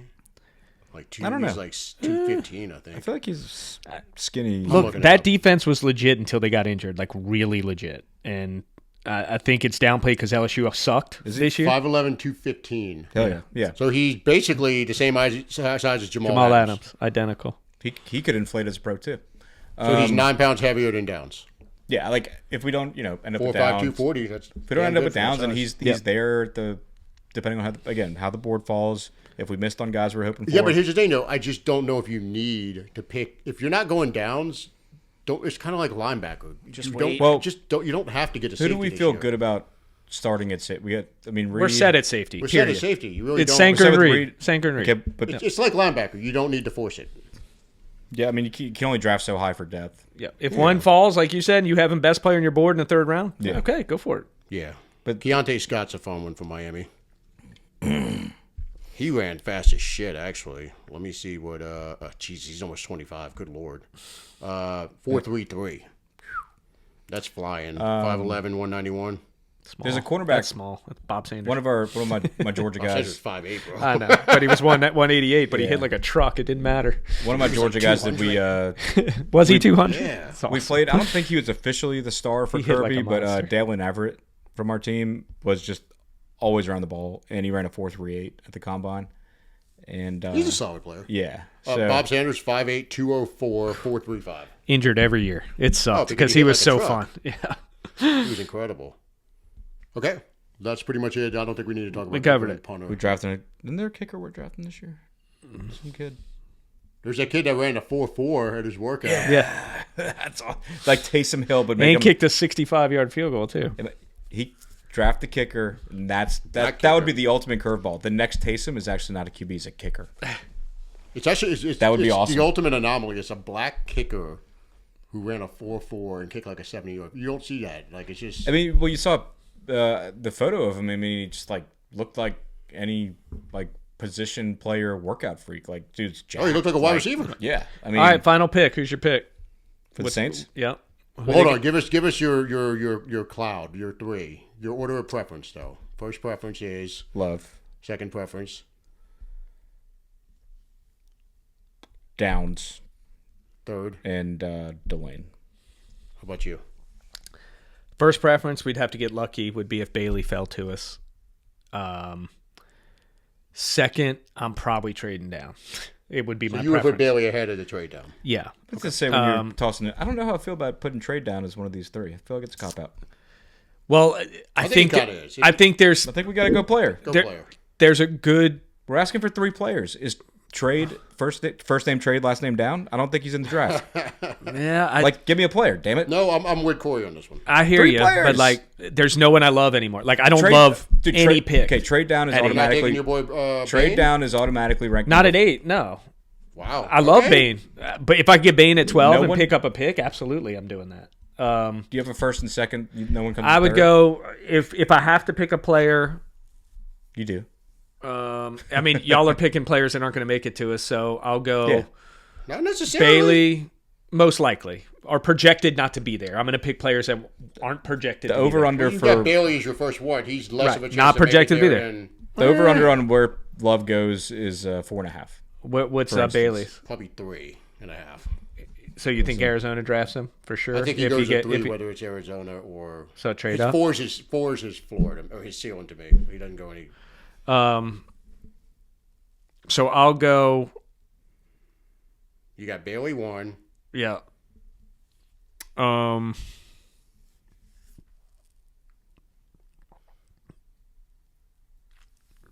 he's pulling one of your moves, going south. Yeah, this is here. tough. Oh, sorry. I don't love. Fuck. I'd probably Bailey 1. Then I've never seen you stump Styles 2. Come on, Delane There 3. you go. If I can't use the trade back. Yeah, because we know they're not going to trade down. So I think at that point, I you gotta agree. do I just something there. like where we're at, unless one of those couple guys fell to us. And look, I don't want Love at all just because I think it's poor roster management. It's not that I don't think Love's a great player at all. I think he's a great player. I hate it from a business standpoint. If we draft him, I get it. I understand the pick. I'm not pissed, but I'm not hoping for it because I don't think it's the best thing for our team to win sooner. Yeah. Okay. Fair enough. I'm identical to Corey on this one. I'm going back to what it's been since before the season. Jeremiah Love 1, Caleb Downs 2, and then I'm going to throw Delane in at 3. Okay. I'm on the give me the best player in the draft train. That's Love, and Downs to me is the second best player, and Delane is the third best player when you factor in the position of need for us. I think he to your point, it's basically a level playing field with the people around him. We need cornerback. Right. He's way better than the wide receivers. It's a no-brainer if he's available. Yeah. See, I there's a lot of yeah. players I'm not going to be upset if we pick, but Yeah. I'm not in love. I want with to the like pick. track how all the players do because I feel like the Nick Love factor for the top 10 or the draft, it seems like it's a good barometer. Like I feel like if this was a better quality draft, you'd have 3. Like just boom. I would. You're You right. know? Yeah, Like, and that's the but- thing. It's not a good draft. Yeah. It's really not. It's a So- very. Yeah, I think there's a lot of players who could end up really good, Yeah. but I think there are no brainer, like none. There's I don't. one elite guy. Love. That's it. Yeah. So And that's a running back. And is he The instantly- over-unders, I didn't see anything on Bailey, but what's interesting, I'm looking at 1, 2, 3 guys over-under draft position is 9.5. They are Caleb Downs, Reuben Bain, Muncher Lane. And I agree with that 1,000%. All 3 of them are And that's why I say I would love to trade Delane back under, Bain over, Downs. because And then Jordan, high likelihood all 3 of those are 'cause, there, and you're fine with any Carnell of them. Tate is at 7.5. Styles is I hope he 5.5. goes below. Jordan Tyson is 8.5. That's gone up. Has to have gone up. That might be a smoke Styles around is us. Styles is 5.5. 5.5. Is Styles going top 5 for sure? Styles, yeah, he's going to. Who? Styles' floor is the Commanders. You It's think so? it's minus 166 for over, so higher than 5.5, and then plus 114 that he goes lower than 5.5. So here's what we're gonna do. We'll release a graphic because every year I always release my list. Instead of doing that, Real quick, Jeremiah Love is 4.5. yeah. So Thanks. every year I usually release like a tweet about these are my guys, this is the cloud, whatever. This year we're gonna do a graphic with the 3 of us with all of our picks on it. So that'll go out, the ones we just named, and then what we'll also do is on day 2 we'll crank out another 3 each before the second round starts, and then day 3, there'll be 3 players we can find that we would like to have. There'll be 3 players. That's easy. What's Love's over under? 4.5 plus 142 that he's over 4.5, minus 215 that he's under. I think that means So they're saying he's top 4 pick. So who is it? Probably the Titans. Watch the Cardinals just do it. I don't think they will, man. I think that's It's the smoke. type of team that would do it. That's I all know. I'm saying. I'm not saying I they know. should. It's the type of team that'll do it. It's so. I don't. So Or- who's not in the top or 4? they're then? banking on a That trade means Styles goes 5th. Yeah. It's 5.5. But then what if? But the pluses and minuses are Man, it gets. Well, how about Salah coming? He had Fred Warner for all those great years in San Francisco. Maybe he's like, "Give me Styles," and that throws a whole monkey wrench into the whole operation. 100%? Yeah. Yeah. Something like that's going to happen. There's just gonna be a like surprise. just like we say, Staley salivating over Downs. Like a guy like Salah's got to be salivating over a guy like Styles. Yeah. Yeah. Much more than Love. And then if Bailey makes it there, Because Tennessee's tried a top running back. I mean, they've tried good running backs like the past few years. they've and got it's a like, 1,000-yard running back right now. So you they think got, they got Pollard? you're pretty confident Mendoza, Bailey, Reese, Love, Styles. Not in that order, just those are the top 5. Who I'm breaks not that up? confident in that, no. Who breaks that up? I'm confident. Mendoza, absolutely, and I think Reese, too. After that, Bailey goes either 3 or 4. Styles is 5 or 7. Because the Cardinals go Bailey. Like Cardinals absolutely they're, should go they're not Bailey. like it's not like That would be a good pick it's for not the like they have Cardinals, edge honestly. solidified. You know, the Titans go Bailey. The Giants, no, they can't because they But got then what you just mocked up is no offensive lineman before, I know. which is not I good. know. It's awful for us. So I'm hoping to hell the Cardinals say, you know what, our number one need is offensive line. We're sticking to it. Give us the offensive lineman here, and then that starts the run because there's the Yep. 7 offensive linemen, and basically it falls off a cliff. If you go by anyone who's an analyst on this, it falls off a cliff after the 7 guys. So if you want your starter, you have to get one of these 7 guys. Yeah. And that's that's Malinois, that's Fano, that's your guy from Georgia, Freeling. That's Lomu, the kid from Clemson, Miller, and then Caden Proctor, and there's one more I'm forgetting. let's see. Don't start pulling up depth charts again, dude. You're going to have to break this into 2 episodes, I think, Corey. Well, no, we can just. It's gonna be tough. I think we have to bring back a certain popular segment for our sponsor. Yeah, I don't. The Browns have to go offensive line. And there's your lock. No, I'm kidding. I think they're going to throw a curveball if they can't Tyson. trade. No, Proctor. Oof. That'd be crazy. It's going to be something crazy. Offensive linemen, they love Proctor apparently. At 5? 6, they have 6. Giants are 5. Oh yeah, 6. At 6. Damn. They're trying to trade apparently. I'd love for him to go Tate. Get Tate off the board. I don't want to see him anywhere near our pick. I think. I still want Tate and Tyson there to I see think what we the do. Browns. The Browns go either offensive line. Why? Because it's fun. No, it's not. I don't want either of them there. Let them. Jordan Tyson. You don't want either of them either. I don't. Don't want it. Don't wish Jordan that Tyson on is the us. exact, like, we all know how this story ends. We will be watching his highlight film, get all hyped about him, say, this dude's athletic as fuck. Holy be out shit. week 1. He can jump through the gym, and then he's going to tear his ACL walking into the building for his opening press conference. Like, that's how that story ends. I agree. Here's the deal. Yeah. The guy, the Don't last wish ill on him, top but- wide receiver that went in the top 10 that didn't do a damn workout basically at all has been a massive disappointment. And Harrison? his name is Marvin Harrison Jr., and he has been just a huge I disappointment. mean, his story's not And he over did there. not do any of the athletic testing, any of that shit. And he shouldn't have, and he proved why. Smart. Got I drafted top 3. Used his daddy's name. Hasn't panned out as a top 3 pick. I agree with Corey. He's a long way to go, but he's clearly nowhere near as polished as neighbors. How that was missed is crazy. But his story's not over. He's not a bust yet. He's not, but he has certainly not lived up to the, what was it, the 4th pick? Not even close. Not even close. So I don't want a wide receiver that's not going to run or do any of the athletic testing. I don't want it. I don't trust him. And, blame Marvin Harrison Jr. It is what it is. Tavon Austin. There's a bunch. He worked out, though. What? Tavon Austin, he ran. What I mean, worked Tavon? out. No, I'm saying top 10 picks that don't work out for wide Oh, receivers. yeah. I mean, there's a shit ton of them. Yeah. Fucking John Ross, all those guys. It's good about what I said at minute 12.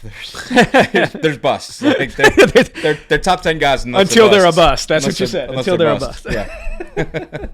God damn. Every not- year you're good for a good quote. It's not untrue. It's not untrue.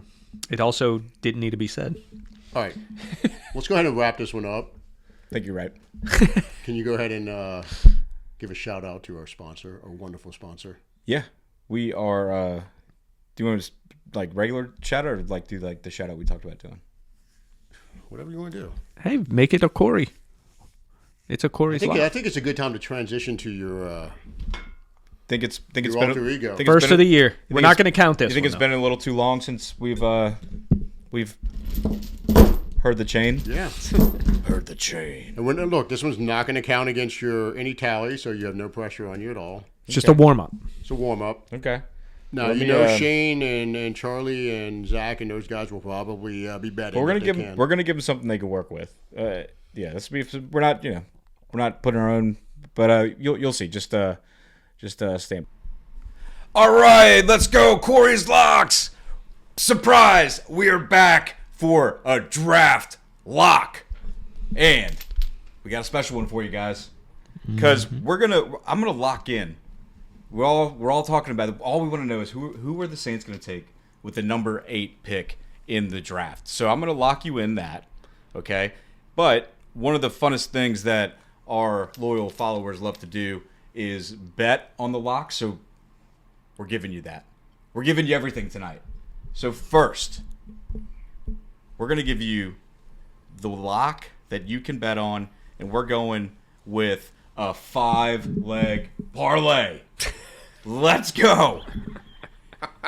That's right. We're coming in hot. Might not do this till the season, so we gotta make it good. But you can bet this. Okay, so it's to be picked in the top 10, and so there are 5 players, and I think this is easy money, guys. I think this is just dangling out there. It's plus 334 odds. $50 gets you 167, and your 5 players to be picked in the top 10 are Caleb Downs, no particular order, just top 10. Caleb Downs, Sonny Styles, Jordan Tyson, Francis Mawanoa, and why can't I fucking read? Here we are. What am I missing here? Caleb Downs. At least you got it dialed in. That's why we're giving Jordan Tyson, Mawanoa. Yeah, my screenshot didn't pick up all 5. Go with those 4. Probably good odds. Because they're only listing certain players. Nailed it. Jesus. Crushed Good that job, lock. guys. Let this guy in here, huh? Pure theater. Yeah, no. Is it amateur hour? No. We're going to get it. Now you're signing into your DraftKings account. Oh, yeah.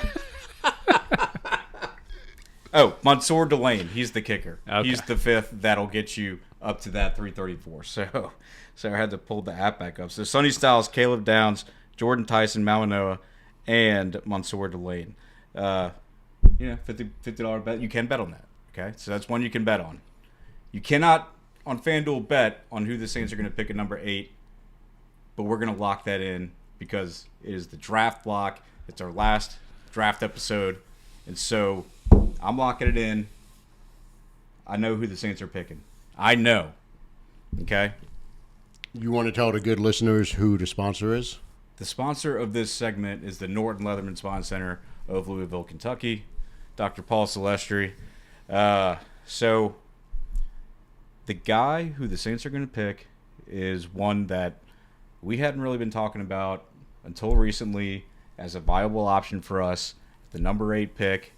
There's a lot of popularity about guys who it's not going to. A lot of popularity floating around, good vibes floating around about guys who it's not going to be. It's not going to be Sonny Styles. It's not going to be Carnell Tate. It's not even going to be Caleb Downs because I think he's going to be gone before us. We're picking Mansour Delane out of LSU for number 8. You can lock that in. You can't bet it, but that's my lock for who the Saints are going number 8. So I gave you a lock you can bet on. Took a while to get to that 5th one. Who is Mansour Delane? That's why I think he's going to be taken in the top 10 because we're going to be the team to take him. So those are your locks. Just couldn't remember that. Sorry for the lock technical difficulty. I screenshotted the bet, but only screenshotted it's got 4 so much worse. out of the 5. Except the guy you were going to pick. Who does that? Who does that? You forgot the guy the Saints are going to pick. That's incredible. Well, look, it is the preseason. It's in the heat. He's dialing in his locks. It's in the heat of the moment. You know, look, all top 10 players are good until they're busts, right? That's it. So there you go. So thanks for that laugh. We got it. I'll give myself credit for that. But yeah, there's your draft block. And thanks again for listening to the Saintsaholics Anonymous podcast, our mega draft, final draft episode. We're almost getting to 2 hours now, but we know who's still there. Too many to name. We have so many listeners nowadays. But happy drafting, Saints. Don't screw it up. Y'all got anything else? That's a wrap. No, I think you covered pretty much everything with that epic little Maybe more than everything. Maybe. I'm only drinking these Coke Zeros tonight. Yeah, he's charged up. For any of those who are wondering. All right, till next time. Who dat? Who dat? What a comeback!